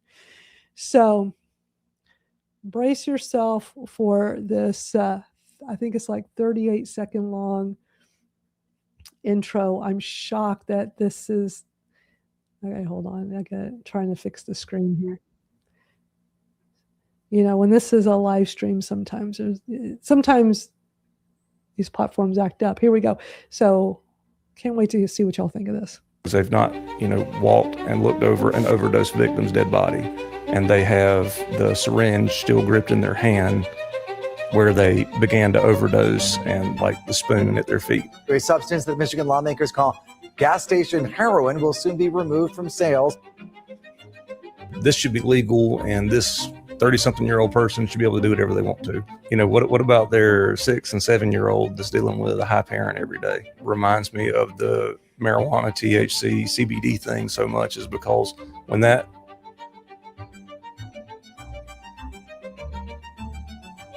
Welcome to the 13th. So wait a minute. Are they talking about heroin and drugs? Wow. Or are they talking about, because on the screen, gas station heroin, and showed all those headlines, 7-OH. makes it sound like people are shooting 7-OH. I mean, or are they talking Well, about Exactly. heroin? That, I mean, the visual of a needle in their arm like that is just like, oh that my has God. nothing to So do with Kratom 7-OH, anything like that. no, But like, what that's is, how they do the intro. And it was weird how it abruptly stops the voices and they're playing the music still, and then they have that headline, and then it goes into the interview. And I'm like, wait a minute. Talking about a syringe and a spoon walking over a dead body, because you know he's seen all this as law enforcement. But then it's about gas station heroin and 7-OH. It's like, okay, those oh two, my gosh. those are not this. Those They're are not even, No. So I was pretty ticked off. I'm like, wait a minute. So this is where I had to have a little chat with ChatGPT. So for those of you that are not techie, I'll tell you how I did this, because it's not hard to do. So that's a YouTube video. So you can get the transcript of the YouTube video, right, inside of YouTube. At the bottom of the video, you know, it's the headline, or title, description. Under the description, when you click down in there, it'll say transcript, a little button. Click it. So I got the transcript. So I give it to ChatGPT and I say, go through this intro and then tell me where in this podcast are they talking about this? Because we know they're not talking about the same thing. They're taking two pieces into one, and it really ticked me off. And this is why there's so many problems with media misinformation and putting misinformation out to the public, because it's like you're feeding absolutely inaccurate information, and it's not right. So let me play for y'all, and it's short. It's like 2 minutes long, of the context of that part of the discussion that is 20 minutes into that podcast. Not at all like what we just saw. So watch this. That people long before us were using substances, and people get very defensive about that and very emotional. So I try to look at it like, if you can do your best to remove the emotion from it, is you've got one extreme that says that you should be able to do whatever you want to. This is like the high individual liberty people, that you can do whatever you want to, as long as it doesn't hurt. It's usually with the caveat, as long as it doesn't hurt someone else. So we should come back to that, because that's interesting, at least from a philosophical and like a law, perspective. And then So he's talking about drugs, right? I mean, my understanding is he's having a discussion about drugs as a former DEA task force officer. So they're having a whole conversation about drugs. Okay, let's keep going. You have the people that say, like, we should, regulate and prohibit everything, like no sugar, but obviously neither of these extremes makes a whole lot of sense. The problem with it doesn't harm. You can do whatever you want, as long as, it doesn't harm anyone else. I get it. I think that if someone's making that argument and they're making it in good faith, which means that they're not trying to just, push some, political agenda that they know is wrong for whatever reason, they say that out of ignorance, because they've not seen the types of things that I've seen whenever it comes to drugs. They've not, walked and looked over an overdose victim's dead body, and they have the syringe still gripped in their hand where they began to overdose, and like the spoon at their feet. They hadn't had to talk to the mom or the dad, or they hadn't had to talk to their kid who, is standing over their dead parent. So that argument is void at this point. Like we've had many years now of the opioid crisis and the overdose crises, and you generally won't find someone who's not been touched personally by that either. So there you go. A discussion about drugs, but in the intro, let's frame it with gas station heroin 7-OH. Give me a break. Isn't that ridiculous? Yeah, wow. I guess just to get clicks and views on this. I guess so, YouTube because channel and half of podcast. it didn't even make sense, really. Like No, the intro was done like it was weird the way, and then all of a sudden the audio stops, like they cut it, and it's like, okay, none of that just made sense. But if you don't know what 7-OH is, and then you watch that intro to this podcast, you're thinking, oh my God, this gas station heroin I keep hearing about is like regular heroin with a spoon and needle, and people are dying. That's just not right. Okay. I wanted to, y'all tell me if y'all have enough time for this, because we're almost at 2 hours, but I'm good. I'm doing good too. I always have enough time. I know. Nobody ever wants to. Does anybody in the live chat want to wrap up, or are y'all here for it? Because I've got, there's that funny young guy that makes those goofy videos about Kratom, and he's done about 7.0, and that Meta, what was his name? Like some kind of Meta Bichet or something. Remember that funny name? And he's interviewed Lauren Shade. And so, but his YouTube channel name always changes. So now, let me see. It was a different name now. His channel is now called Very Niche Meta. I think he just keeps changing it. I don't know. He's young, but maybe because he keeps getting in trouble too, because he used to have a huge, large account, and now this is much smaller, so I'm sure he lost it, because he talks about drugs all the time. I remember a couple of years ago in the Kratom Gals, we played that video where he was very annoying, and he talked very dramatically about Kratom. He actually took it and acted all crazy, and it's like, dude. But he's a little more mature now. I mean, he's not that much older, but he's young, but I'm liking him more now. I'm not so annoyed when I watch his videos, but he did an entire 14-minute video on the SR17. And I wanted to play this because we keep hearing about this more and more in the Kratom community. And I know there's being talked about in the 708 community as well. It's really interesting. And, the government's trying to ban this too right now. I think it's really important to be educated about that too. Yes. So I was thinking if everybody's down for that, I could play it, because he's comical, and I'm starting to like more about how, because he's knowledgeable and he shares a lot of information, but he does it in kind of a fun way. So I thought, see, everybody wants to stay. We have such an amazing community here in the live chat. So always appreciate everybody that's here with us. And Danny, I know a lot of people have said that they ended up on 708 without knowing that it was different from regular Kratom. And that's, we've heard so many times over the years that that's happened with smoke shops, because they're not being educated, or they're just trying to make more money by, knowing that it, for some people, it can be more addictive. Some of these products calling themselves Kratom when it's not. Mm-hmm. And just like I said earlier, when we did our TikTok live yesterday, a lady was on there and she was talking about a tablet she was taking, and she thought it was regular Kratom, and it was 708.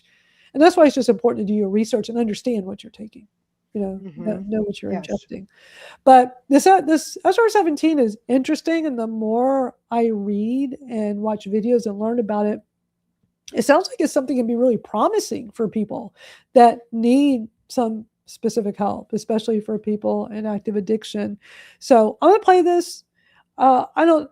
If you want me to, I don't know, Venus and Twinkle, if y'all ever want me to stop. I was just going to just run it all the way through. So, but that's fine with me. And if there is something we need to stop for, we'll just Yeah, if anything, you never know with me. I might be like, wait a minute, we got to talk about this. But it's an interesting video. All right, here we go. Breaking news: the government's doing shady stuff again. Now, they do tend to do that sometimes, but this time it's some next level evil shit, because what they're trying to do is ban potentially the closest thing to a wonder drug that we could have for opioid addiction. A drug called SR17018. Catchy, I know. We're going to call it SR. This is actually breaking news. We don't have a lot of time. So in this video, I didn't have time to plan or nothing like that. I'm going to try to explain to you why it's so cool. You're going to learn a little bit about pharmacology, about how the brain works. And then we're going to talk about what we can do, because there is a chance that we could do something. And I'm also going to start a little bit of drama too, maybe. So what is SR? SR is a chemical that was just developed in the last few years. It's brand new by this really sweet lady named Dr. Bond.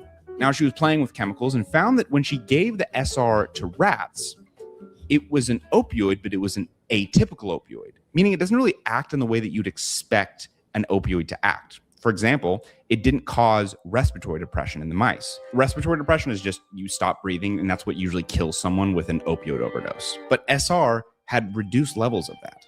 But the other thing that's really insane about SR, and I'm just going to read the paper directly. Interestingly, substitution with SR17018 in morphine-tolerant mice restores morphine potency and efficacy, whereas the onset of opioid withdrawal is prevented. Let's break that down because this is insane. So sweet little Dr. Bond, she got a whole bunch of mice to just get addicted to morphine. Okay. They just loved morphine. They're just total opioid addicts. Okay. And then she goes, no more morphine for you mice, which usually the mice would go, oh, fuck, I'm in withdrawal now. And they would be just terrible. You'd have a whole bunch of signs showing that they're in withdrawal and all that. Right. But then she gave them SR17 and the mice showed that they weren't having withdrawal syndrome, which by itself is not that interesting. That's the whole idea behind opioid substitution therapy. Basically, when someone's addicted to illegal opioids like heroin on the street, you put them in like a Suboxone or like methadone clinic, and you give them just another type of opioid that stops the withdrawal.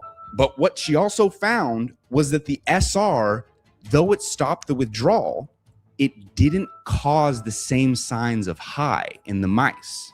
Like, we can discuss later on why that's so insane, but that's insane.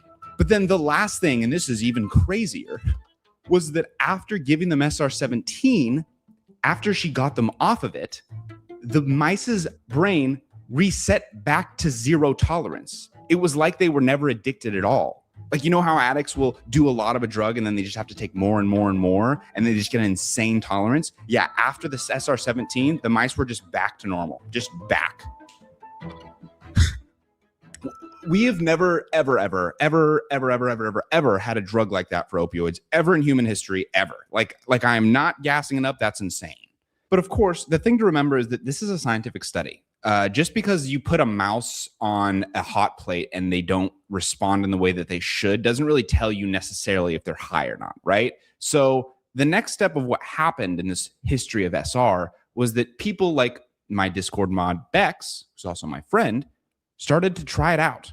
The dumb way that I explain it to people is it is the one drug that we've ever had ever in history where opiate addicts, for once, can get through the addiction without tapering off of another opioid that'll get them high. Yeah, it's non-recreational. If you have an opioid tolerance at all and you use this one instead, you just feel like you're like sober, like not necessarily sober as in withdrawal, as in you're in withdrawals, but just like sober as in like you feel like completely clear-headed and fine. There's like no recreational effects of it. It's basically just a free lunch.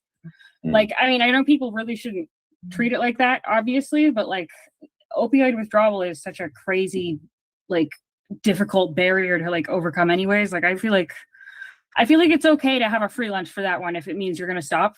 Much needed clarification. I've spent a lot of time trying to figure out if SR17 is psychoactive, meaning does it give you any type of like euphoria or making you feel different in any type of way, like a high? And most people say no, especially people who are opioid addicts. They will agree with Beck saying like it's completely non-psychoactive. You just use it as a tool to get off and then you're out, right? But one of my good friends who's a drug nerd who does not do a lot of opioids, he just tried it and he was like, no, it does feel a little bit psychoactive. Like there is a bit of a feeling of good. I just want to clarify that so I'm not just spreading, propaganda for SR17, Anyways, back to free lunch. Now, like a lot of you, I have the belief that there is no such thing as a free lunch in this world. If you do the crime, you got to do the time. If you get addicted to opioids, you got to go through withdrawal. That's the way I have always went through it in my brain. And I have actually went through withdrawal before of some opioids. And yeah, I just kind of thug it out. But somehow these early guinea pigs like Bex, who is just a drug nerd like myself, discovered that this stuff can really provide another option for people who just don't have the strength or for whatever reason to go through that terrible withdrawal. And withdrawal is fucking terrible.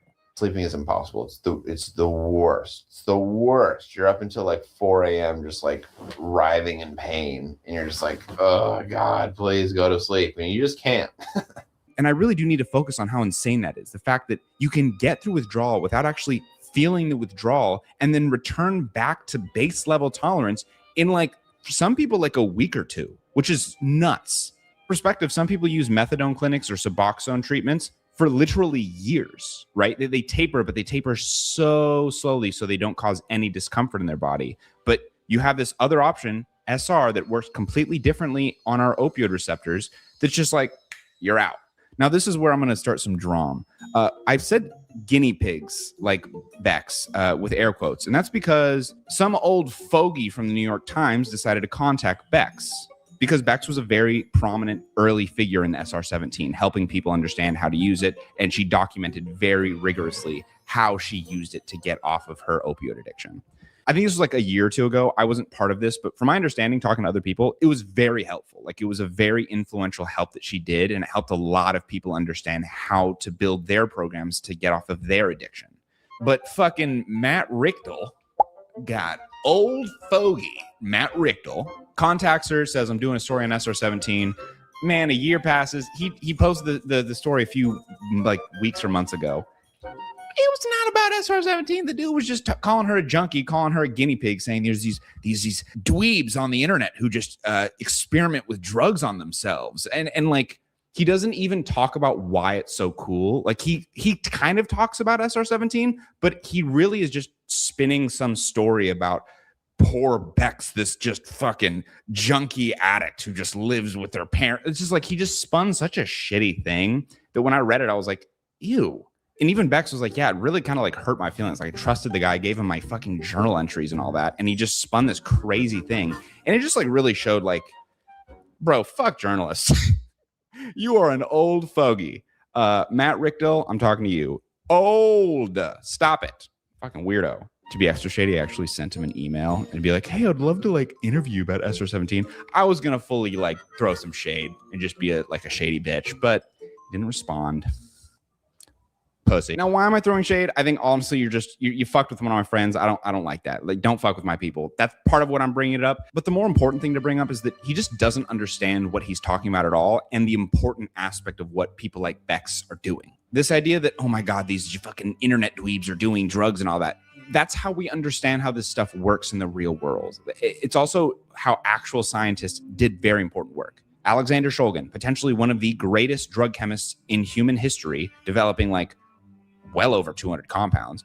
He tested all of those on himself, lived a very long life, and it was very important work. And he actually wrote about how the fact of, it's weird how chemists will make a drug and then never try it. They'll give it to mice, but they never understand the nuance of how it affects your own body, the human body. And the work that Dr. Bond did with her mice is fantastic work, but it also is just working with mice. People like Bex, this Reddit community that try it, all the people that have tried it, thank you for your service. You risked it, obviously, because you were in a terrible place and you had no other option, you felt like. But your risk helped the world understand this compound, and I thank you. Old fuck. Sorry, being a little hateful.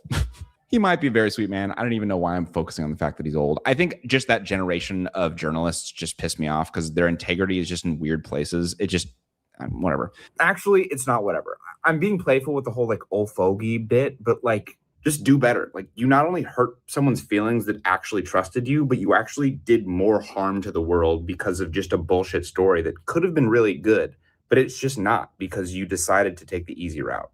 Shame on you, you know?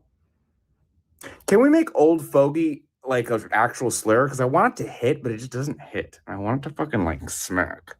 How the government plays into this is that potentially because of his article or other reasons, it's getting scheduled, SR, as a Schedule 1, and it's emergency schedule. So within the next 2 weeks, it will be a Schedule 1, meaning not only that it'll no longer be available for people to help them get off of their hard opioid addictions, but it'll be harder to do research with it because it is a brand new compound and potentially could be an absolute world changer. But we might never know because the government just emergency scheduled it.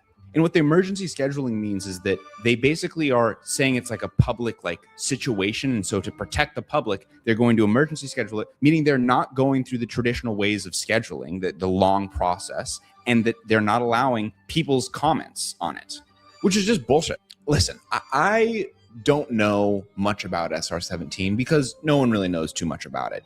It's new. And the number one thing that you have to remember about new shit is that it takes a while for us to figure out how to use it. What are the benefits? What are the downsides? Who knows? It could be the next best thing that like is like life-changing, like Narcan and naloxone, right? Or it could give you super AIDS. You know, it could just skip over HIV and just give you straight AIDS or just the worst type of cancer known. You know, like you don't know. But I think we can all agree it's fucking bullshit to just skip all of the discussion, all of the just You're just going to go right to Schedule 1? That literally, by definition, is the schedule for something that is certain to have no medical value, which this is definitely not that, right? That's insane.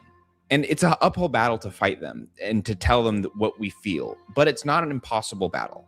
This has been done before, where an emergency schedule is done and the people fight and it's taken down. Kratom is an example of that. Even if we don't win, I think the big thing that we have to remember is that we just have to show that you can't keep fucking doing this. They do this all the time, where they'll just emergency schedule something, which just bypasses the laws and what is important about our country, about the right way to do it. And they just make a decision because why? Because they're used to no one saying anything. They're used to going, okay, whatever, you know, what are we going to do? And then they can just schedule whatever they want, make whatever illegal or legal. That's bullshit. No, you don't get to keep doing that. But if this is important to you, if you agree what I'm trying to say, if you want to just show them that they can't just keep doing this, here's some clear actions that you can do to stop this. Stop-SR17-ban.com has tons of tools to help you get in contact with your congressperson by sending a letter, calling them, sharing your story. You can make a donation to rightsandreasonproject.com. And those funds will be used to take legal action against the DEA. And this will be led by Robert Rush, a lawyer who has done this before with the DEA, who is currently trying to delay the scheduling and give SR17 a chance. And if you or someone you know has been helped by SR17, Johns Hopkins Medicine has a way for you to share your experience and show the government that this stuff can really save lives. Alongside just sharing this video, liking, commenting. And finally, I actually do have to say this, and this is important to say, I'm actually getting paid for this video by Big SR, literally. The companies that sell SR, which I'm not even going to get to the moral stuff behind that, but basically a lot of them are pooling money together and they're sending out for, to fight this cause. And I took some of that money. It doesn't change any of my statements. I stand by everything 100%. Honestly, I should have done this video without taking money because it's just a seriously good cause. But, they offered money and I do like money. But yeah, I'm not standing by any company being like, yeah, what they're doing is really important work. I think that they're selling to make money. That's a different conversation. And I'm not, just give me the money. I'm just going to do what I think is important. So anyways, do what you need to do, internet. Yeah. There you go. Interesting. Good. That was really good. I mean, he's young, so of course some of it's silliness, but I learned a lot from watching it. It definitely has potential to look. It's a person's one way out while staying alive, right? To be done with that happening to them, and so in that regard, that's amazing. So I really hope it isn't scheduled, because then that halts some of the the studies. Maybe somebody will still be doing it in the background. We'll never know, but people would just have to be careful then when they get that reset, they don't jump into, if they weren't ready yet, they don't jump into taking something in the amount they were previously taken, because then that could kill them, and then it negates the whole thing. So and still research the place that you're purchasing it from. Mm-hmm. Right. Yeah. With what he was talking about in that video, it sounds like it has a lot of promise and should be researched. But when they do Schedule 1, you can't do any research. It really, it makes it. My understanding is Schedule 1, there can be research, but it's very hard to do. And so, it's a real shame, because it sounds like this has a lot of promise, and it just keeps going back to government overreach on everything. It's nice that the 708 that the SR17 people are the big manufacturers, like he said, are standing up and putting the money up, hopefully for studies and all that stuff, as well as putting out the information. But it would be nice if the big 708 manufacturers could also do the same, Yeah.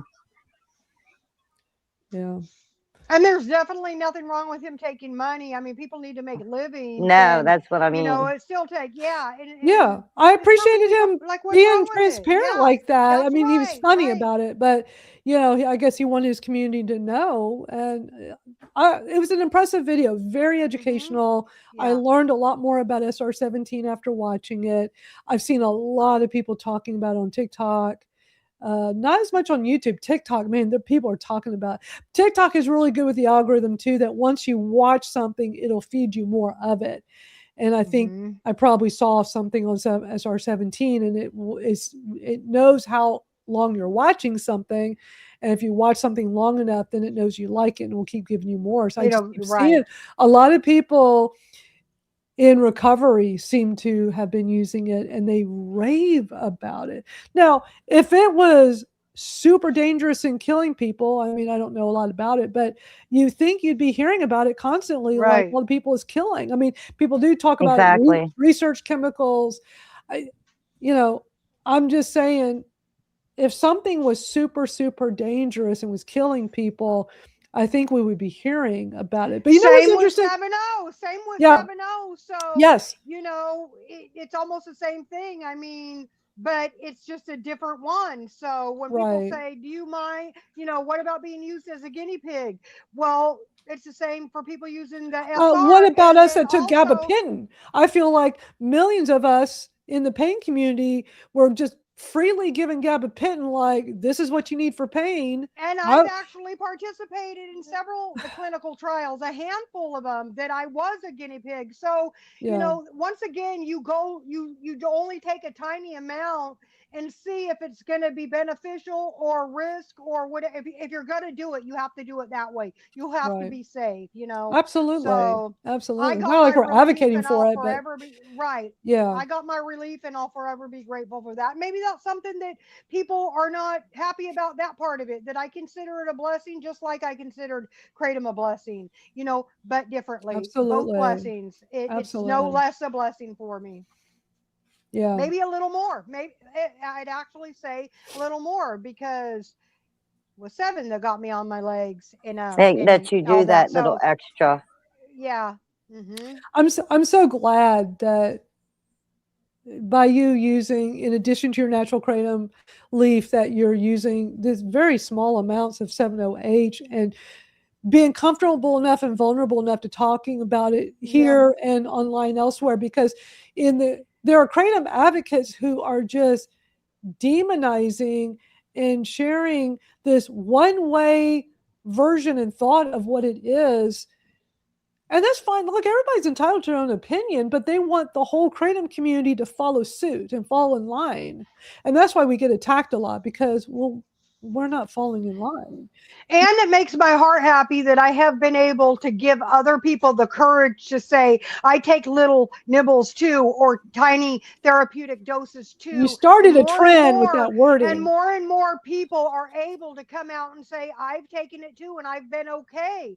The thing is you get put in a position that you feel like you have to keep it to yourself, or you're going to be demonized. And I am demonized. People are demonizing me, but I also have support, and I have been able to pass on that courage and support to other people, that if they reveal, I support them. I've got you, we shouldn't have to be ashamed. Right.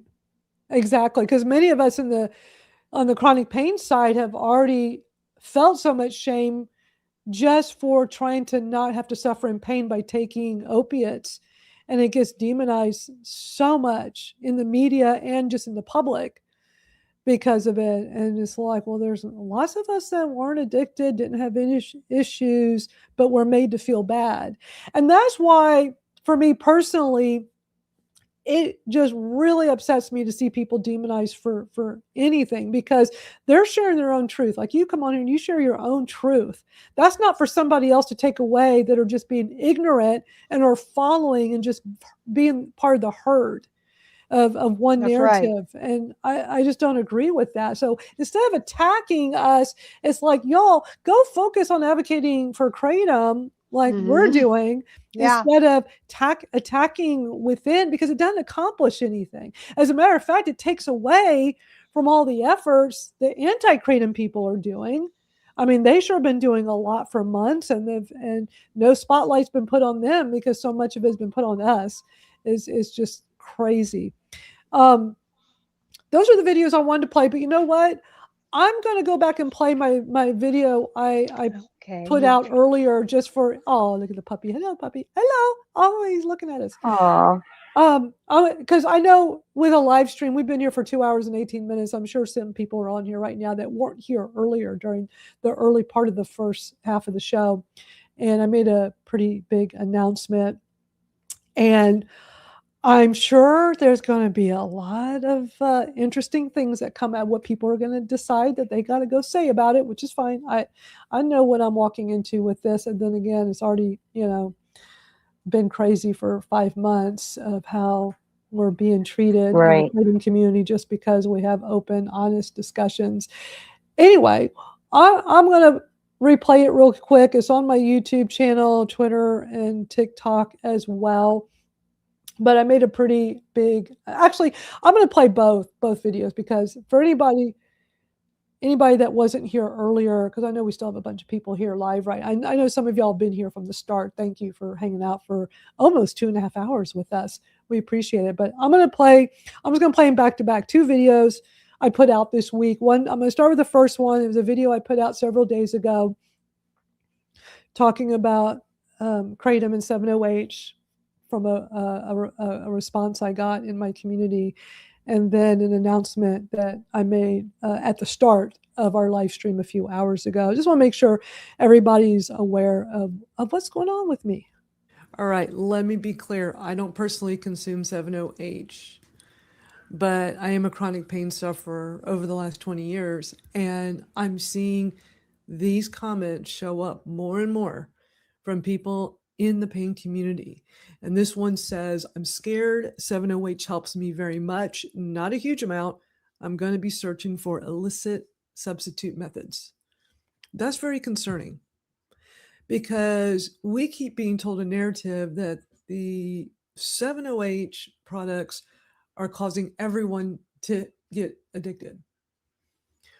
Well, it's typically someone who is abusing it and who's taken very high amounts. And if they weren't abusing that, they'd be abusing something else. The pain community is very different than the addiction community. And we're seeing more and more people in the chronic pain community speaking out now about how they have found help with small amounts of 7-OH. Now, I support people in the pain community, however they're able to find what works for them, whether it's their pharmaceuticals and they're still in pain management, I say good for them. Or they're using natural kratom like myself, or if they're using 7-OH. And you know what? Even if they're going to the streets and getting illicit substances, people that have uncontrollable pain deserve pain relief. And the medical community has failed millions of us. So when I'm hearing more and more of these stories of people who have found help with therapeutic amounts of 7-OH, I'm here for them. And I'll help spread their voices out so they can get heard. And no one who suffers from debilitating chronic pain should be forced to suffer or forced to go get illicit substances off the streets.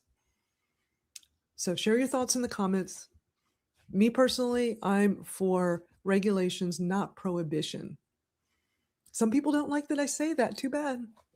I'm a natural kratom leaf consumer, but I also suffer from debilitating chronic pain, and I'm tired of we chronic pain sufferers being the forgotten ones across the board at every turn, whether it's the pharmaceuticals, it's a plant, or whatever. But share your thoughts. I want to hear from you. Hey everyone, Madalyn Sklar here. Many of you know me as a longtime advocate and educator in the natural kratom community. My focus has always been education, consumer safety, responsible regulation, and protecting access for people like you and me who depend on natural kratom. I wanted to make this video because I want you to hear this directly from me. I'll be appearing as a special guest speaker and ally at the upcoming Save 7-OH Virtual Rally and Comment-a-Thon. I know some of you may have questions about this decision, so I wanted to explain it directly. My primary focus is natural kratom, but there's a lot of confusion among people when it comes to natural kratom, kratom extracts, and 7-OH products. They're not all the same thing. Now, over the years, I've made countless videos educating the community about this, and I've discussed it consistently on my Kratom Gals show and my Kratom Stories podcast. For years, I've said that I believe in regulation, not prohibition. I believe in responsible manufacturing standards, as well as lab testing, accurate labeling, education, and honest conversations, not policies and outcomes that criminalize consumers. Every day, I'm hearing from people in the pain community because that's where I come from. And some of them tell me that natural Kratom changed their lives. It did for me.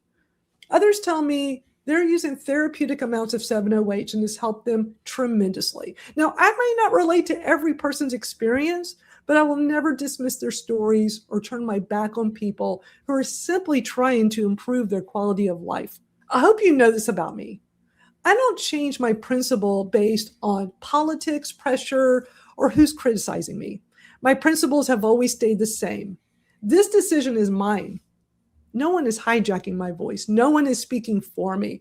I have not become a spokesperson for the 7-OH industry, and I'm not abandoning my commitment to natural Kratom. I'm simply showing up as an independent advocate and ally who believes consumers deserve to be heard and that regulation is better than prohibition. I've spent years encouraging people to tell their stories. I can't ask others to speak up if I'm unwilling to do the same when it matters. And you know what? Right now, I think all of this matters. You don't have to agree with every decision I make, but I hope you understand why this conversation is important and why I believe more people in the community should be a part of it. Thank you for hearing me out. There you go. So that was So my good. big announcement today. I know there's going to be a lot of pushback, but it's okay. It's all good. I'm glad. No, but I'm not going to let anybody tell me what I can say, what my feelings are, who I can and can't support. And I'm like, I just want everybody to know, everybody, y'all do you, I'm doing me. And, people want to bring it on, you bring it on. I'm not going to change my stance. I think my video, so like I just wanted to make a short little video that says it all, because there are going to be certain people in the Kratom community that are going to twist it into something else. Go ahead. As Mel Robbins teaches everybody, let them. Let them. I got more important things to focus on. Let them. I got more important things to focus on, and it's not all this division and hate. So that's what. And I'm excited. I'm excited for next week to see how it goes. And everything that Seven Hope has done has been just so positive and trying to unite people. And like I keep saying, they advocate for both. They're not just advocating for 7-OH, and they were the ones who kept Kratom legal back then as well. They just found something else to help them. So exactly, they advocate and educate for the entire plant. For Kratom, for 7-OH, for all the alkaloids, for everything. And the energy is so positive that even if you're in pain and not feeling well, you are around them and you are lifted, because it's just so positive. You're not in doom and gloom. Even if we lose, we've already won, because that is the energy. I'm a proud 7 Hoper. I think that's like just a great way to 7 Hoper. I love it. I love it. I think that's a smart, super smart 7 Hopers. So I just really appreciate everybody spending time and hanging out with us on a Saturday afternoon and watching all these videos and seeing all these crazy news stories filled with misinformation, and then having some fun at the end with that young guy. But I mean, some of his stuff is very off the wall and he jokes a lot, but it was very informative. And that's he's better now. He's better now. Yeah, because when I first found one of his videos a few years ago and played on the Kratom Gals, as you remember, it was hard to watch him because he was even more juvenile. Just things came out of him were so silly and overly dramatic, like way more dramatic than that, if you could believe that. But I learned a lot from some of these videos he puts out. And I love the one he did with Soren Shade a while back. That one was really good too, where they like hanging out and talked about all kinds of different topics. I don't remember all the details, but wasn't that the one where at the end they decided to take naloxone, right? Or no, Narcan, right? Isn't it like they did like Narcan at the end to see like how they would react or something? I wish I could remember Something crazy. Something crazy. Yeah.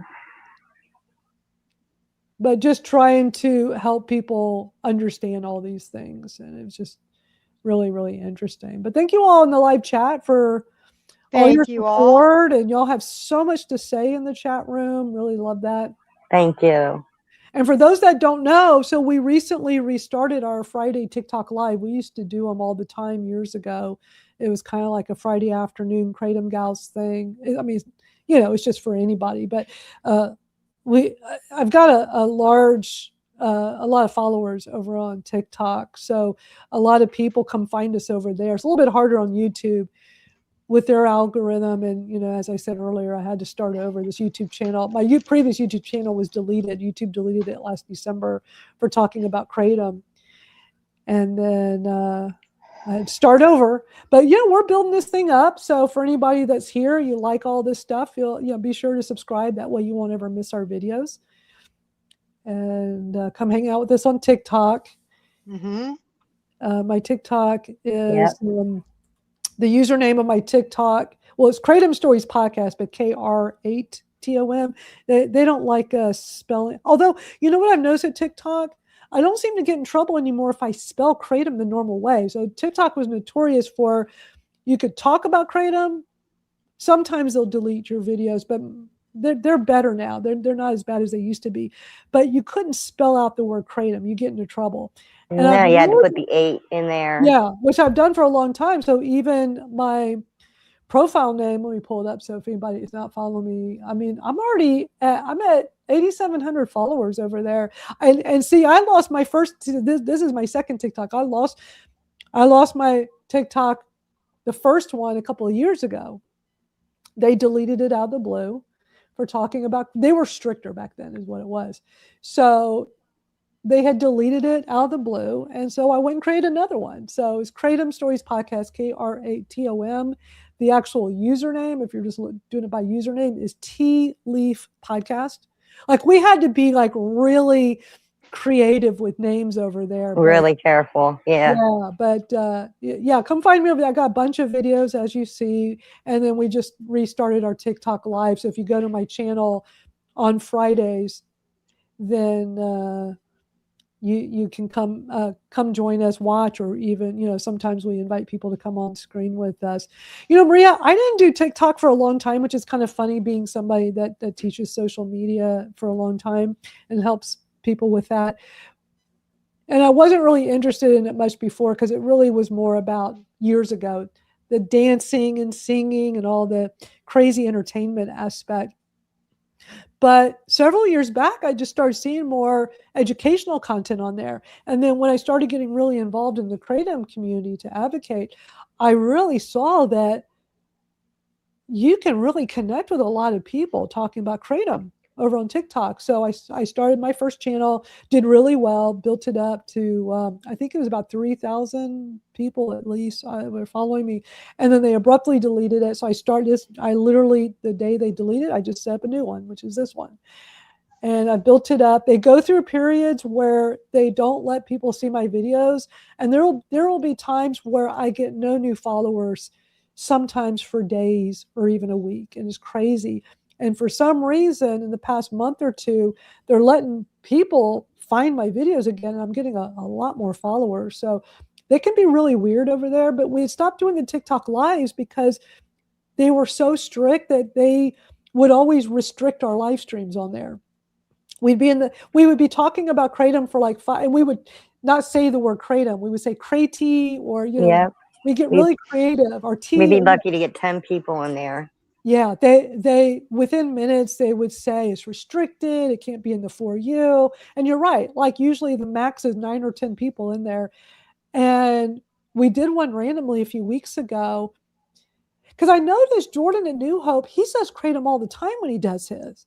And there's lots of people in them. So I started thinking maybe TikTok has kind of relaxed their policy a bit. So when we've been doing that, like how many did we have yesterday at one point? We had a bunch, Venus. We had 30 plus people. I think we got up to 40. I don't know if we went over 40. Never.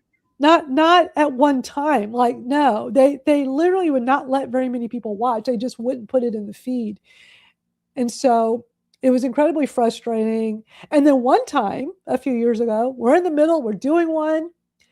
They turned it off. All of a sudden my phone went black. They shut down our TikTok live. I was talking about my story of how I lost access to pain management. And maybe it's because I was saying out loud the name of the meds I was taking back then. I don't know. And then I started talking about Kratom, and then screen goes black. They turned it off. I'm like, what just happened? I turned TikTok back on again. I went back. I just started another TikTok live. And everybody's like, what just happened? And they ended up, actually, no, I couldn't go back on. They said I could not live stream. I couldn't do a TikTok live. I think it was for a week or two. They put me like in a timeout. I'm like, what's wrong with these platforms? So sometimes we have to get really creative how we do this, and they're always changing. Right now, YouTube has been a little bit better, although Coach Hardgains has been getting in a lot of trouble. He keeps making videos. He talks about Kratom a lot. He's been making a lot of videos the last few weeks talking about how YouTube keeps demonetizing him and keeps deleting. But the thing is, if you talk about Kratom, you're most likely not going to get monetized. You're not going to make any money from ads because they don't allow you to when you talk about what they call regulated goods. They refer to Kratom because it's a gray area. They call it regulated goods. So I've gotten in trouble at YouTube in the past. It's too long to go into. All kinds of crazy stuff. Hoops I had to jump through. And right now on Facebook won't let me live stream. It's been 2 months. I thought it'd be lifted, and they still haven't lifted it. Just because I have some old posts mentioning Kratom from a long time ago. They got AI that's going and finding them all now. So if you ever talk about Kratom on Facebook, you get in a lot of trouble. Some people have lost their Facebook accounts over this. They took mine. Social media, man, it gets really strict. It's really frustrating. Yeah, Danny, Coach Hardgains is very knowledgeable about Kratom. He knows a lot about it. So it's really helpful when you get more people in the Kratom community sharing and educating and trying to help people. So I think it's just so important. Mario says, there's lots of people use, and a lot of people will suffer and die if it gets banned, and they don't give a, yeah, well, yep, sad. It's sad what's happening right now with all of this. So, and Facebook just deleted Crazy Legs. Wow. That's just terrible. And I was so close. I got in trouble so many times. And a lot of it was from old AKA advocacy and reshares, or at least reshares, not necessarily advocacy. But, I mean, just, at least 100 of them. And then one night I spent going through the old one, trying to put through just trying to find them all because I kept getting hit. I mean, I've got it. I'm very close. It says my account is at risk. And, I don't put anything on there about it anyway, but I did support other people and do the reshares, getting word out. And so that's everybody that's lost it. That's sad. It's a real shame. And Becca, who was one of our regulars that's on break right now, she's had like a long time Facebook profile. She lost it. Facebook deleted it for all of her past posts talking about Kratom, which is such a shame. And I'm worried about, I don't want to lose I've been on Facebook. My personal profile is like when Facebook first allowed people to get on there after the whole, like when Facebook first came out, you had to have a .edu email. Like it was really geared for college students. Right. You had to have a .edu email. And if you didn't have one, you couldn't get on there.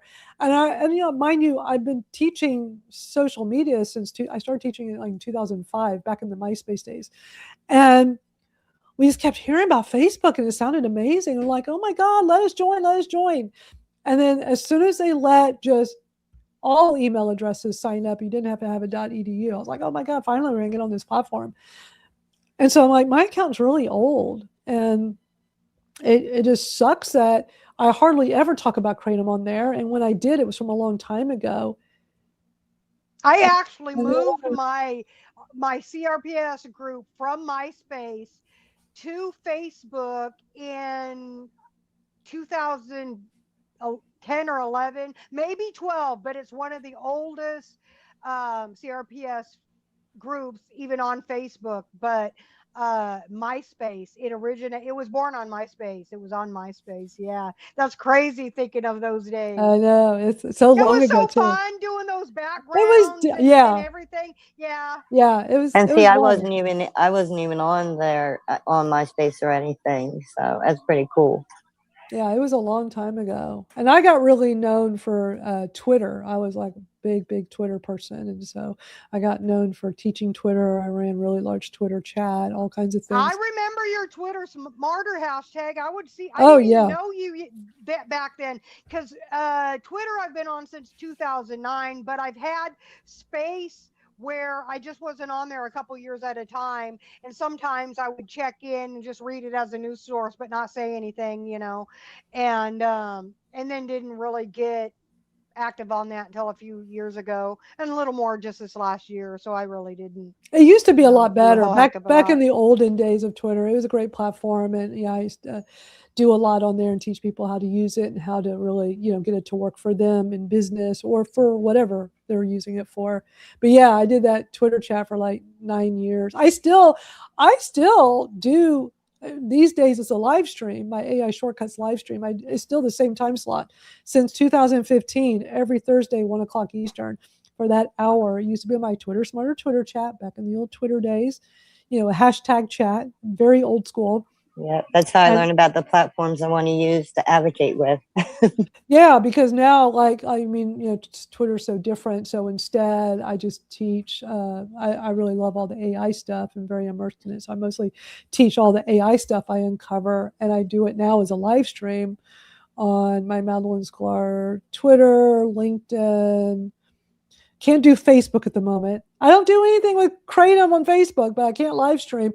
But look, I'm a techie. There's always a workaround. So I have a workaround. It's in my profile, in my personal profile. It's just I have to do it off of somebody else live streaming my stream. And then, and I just started live streaming on Substack. So we're doing our Substack as well for this today, because we do have an Substack. I'm curious to see how that goes. I hope it goes good on there too. Yeah, I see we're live on there. I'm not sure if I have an account yet for Substack. I don't think so. I know that I have the link. I tell you what, I gotta look and see. Everybody in our community should jump on Substack, because Substack, I know it's like, oh, but Madalyn's another, like I'm on enough platforms.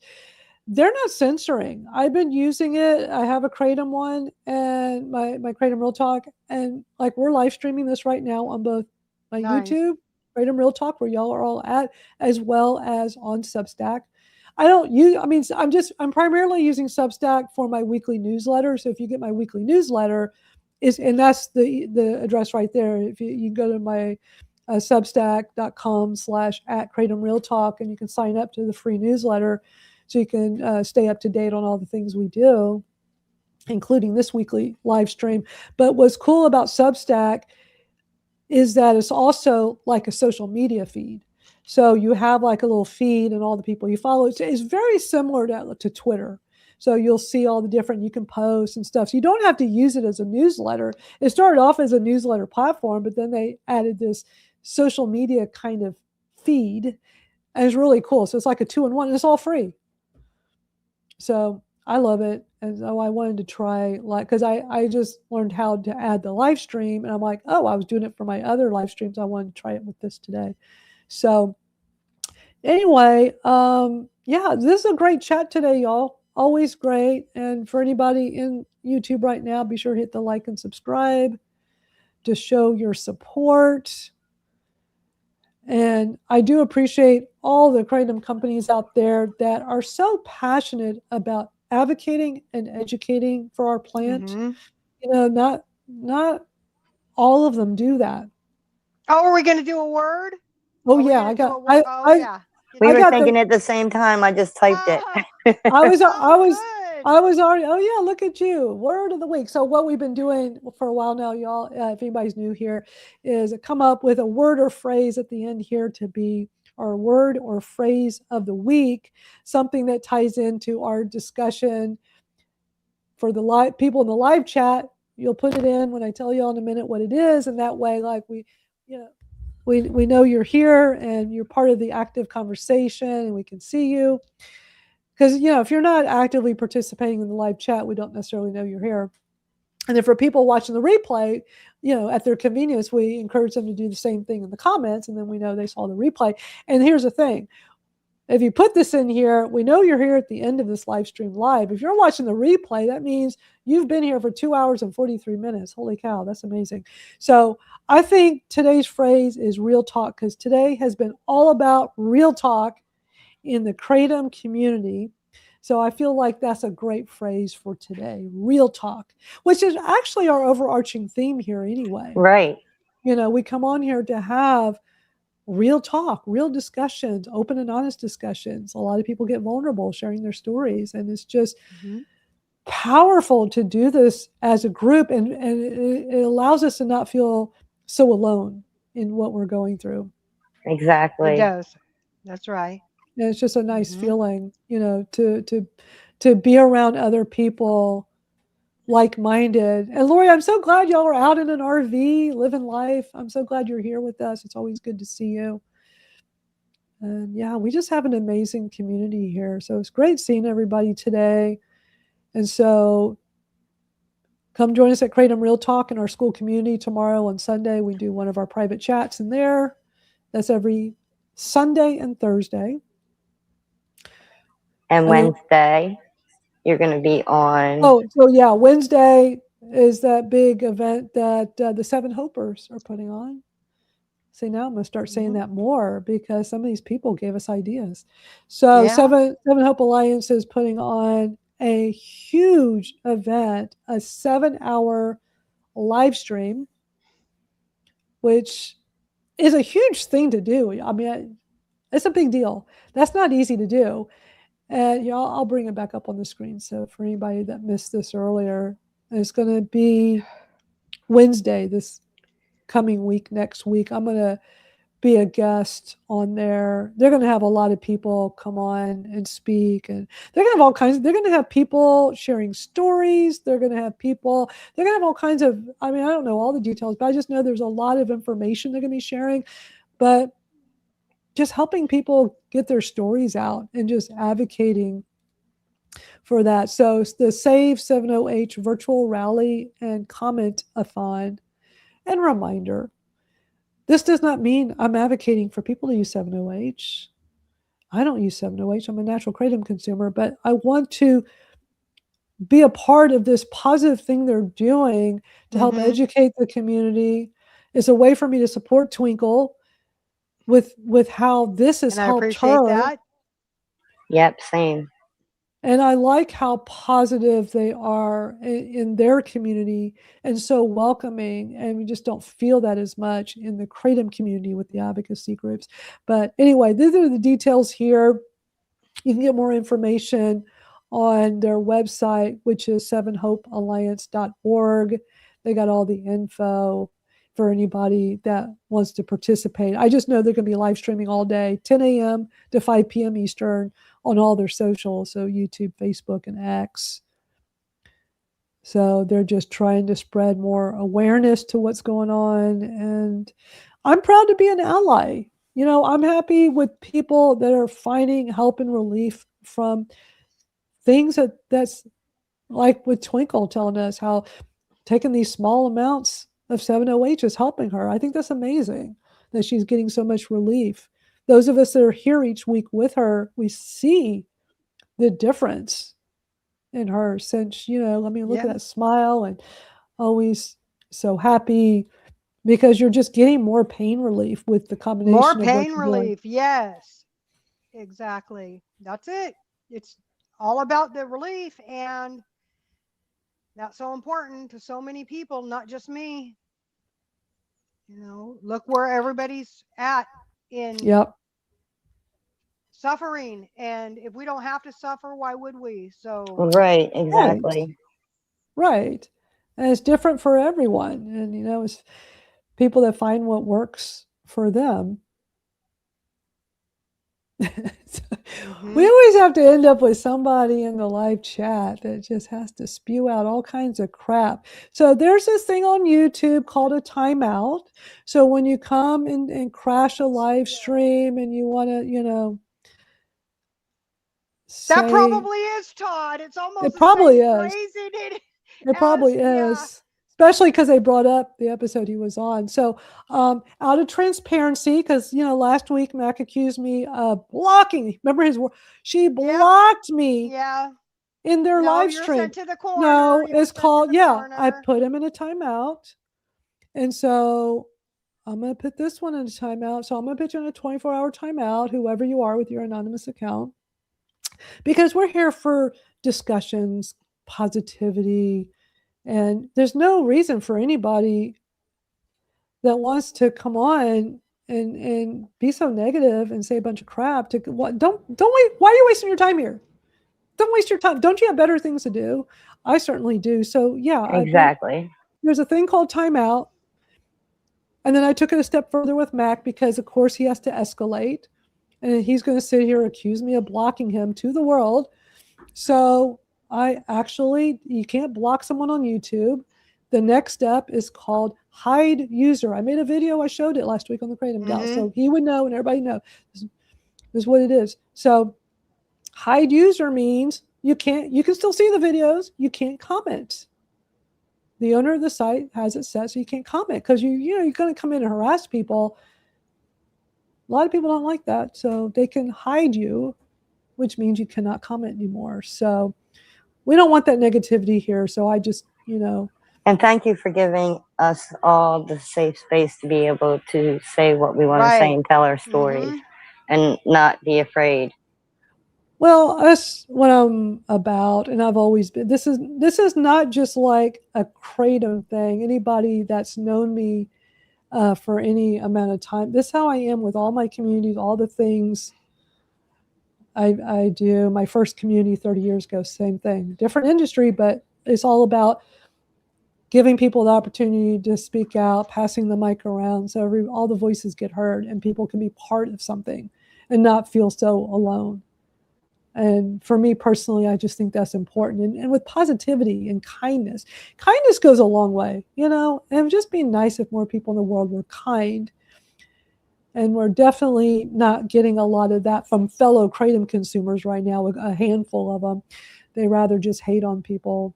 So, we're not here for that, and y'all can move on. So, yeah, it's just a waste of time. But thank you all so much for hanging out. Thank you all for joining us. So, we're just here to have, conversations. That's all this is. Thank you. And so what does this mean by this is me, I'm back? Who are you then?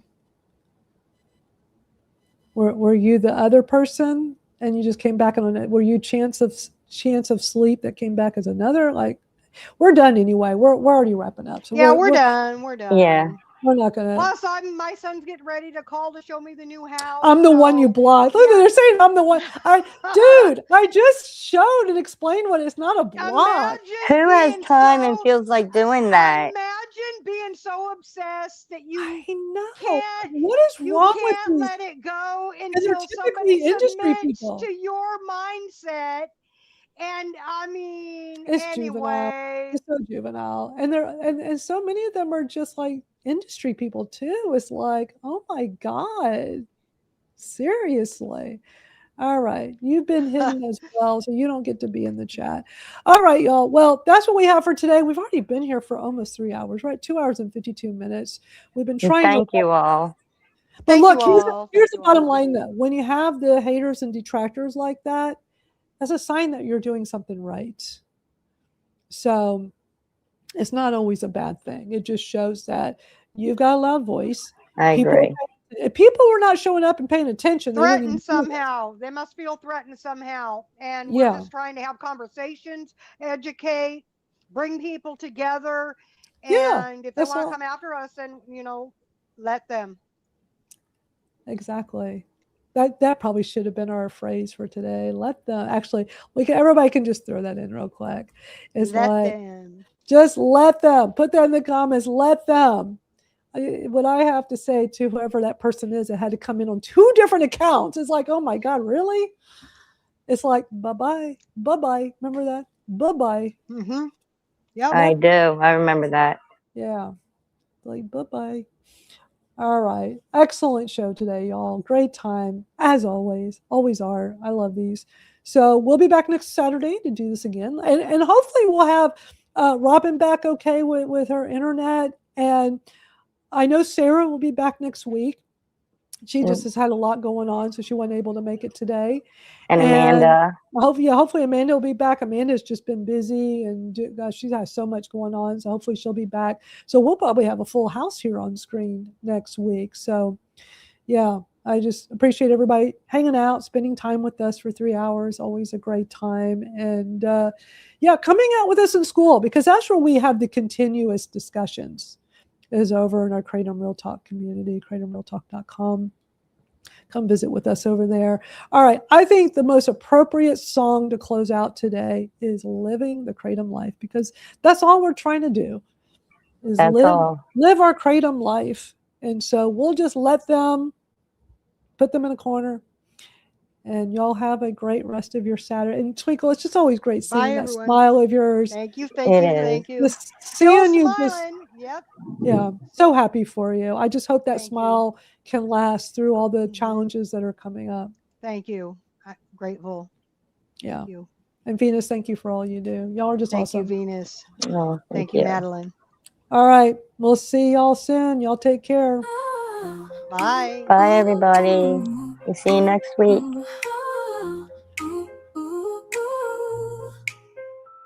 Woke up today feeling light. Grab my blend, ready for flight. Dreaming that it's my start. Red barley to calm my heart. From dawn to dusk, I'm feeling free. With every leaf from the kratom tree, I take my dose, I feel alive.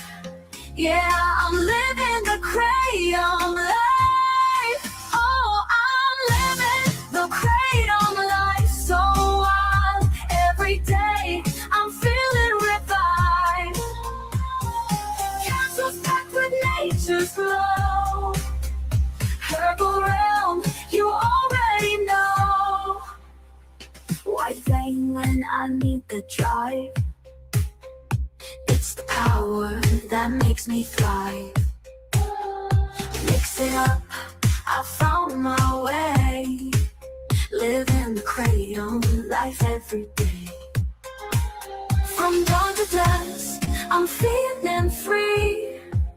With every leaf from the kratom tree, I take my dose, I feel alive. Yeah, I'm living the kratom life. Oh, I'm living the kratom life. So wild, every day I'm feeling revived. Capsules packed with nature's glow. Herbal realm, you already know. You already know.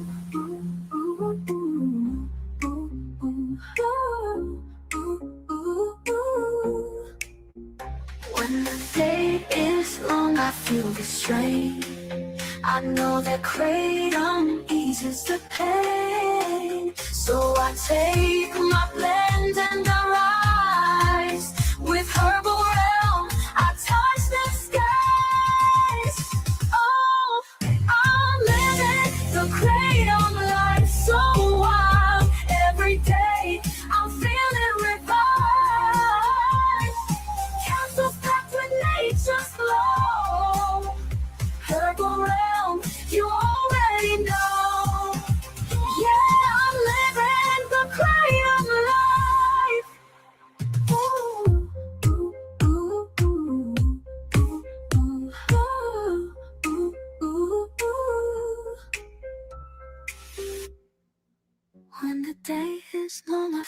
dream.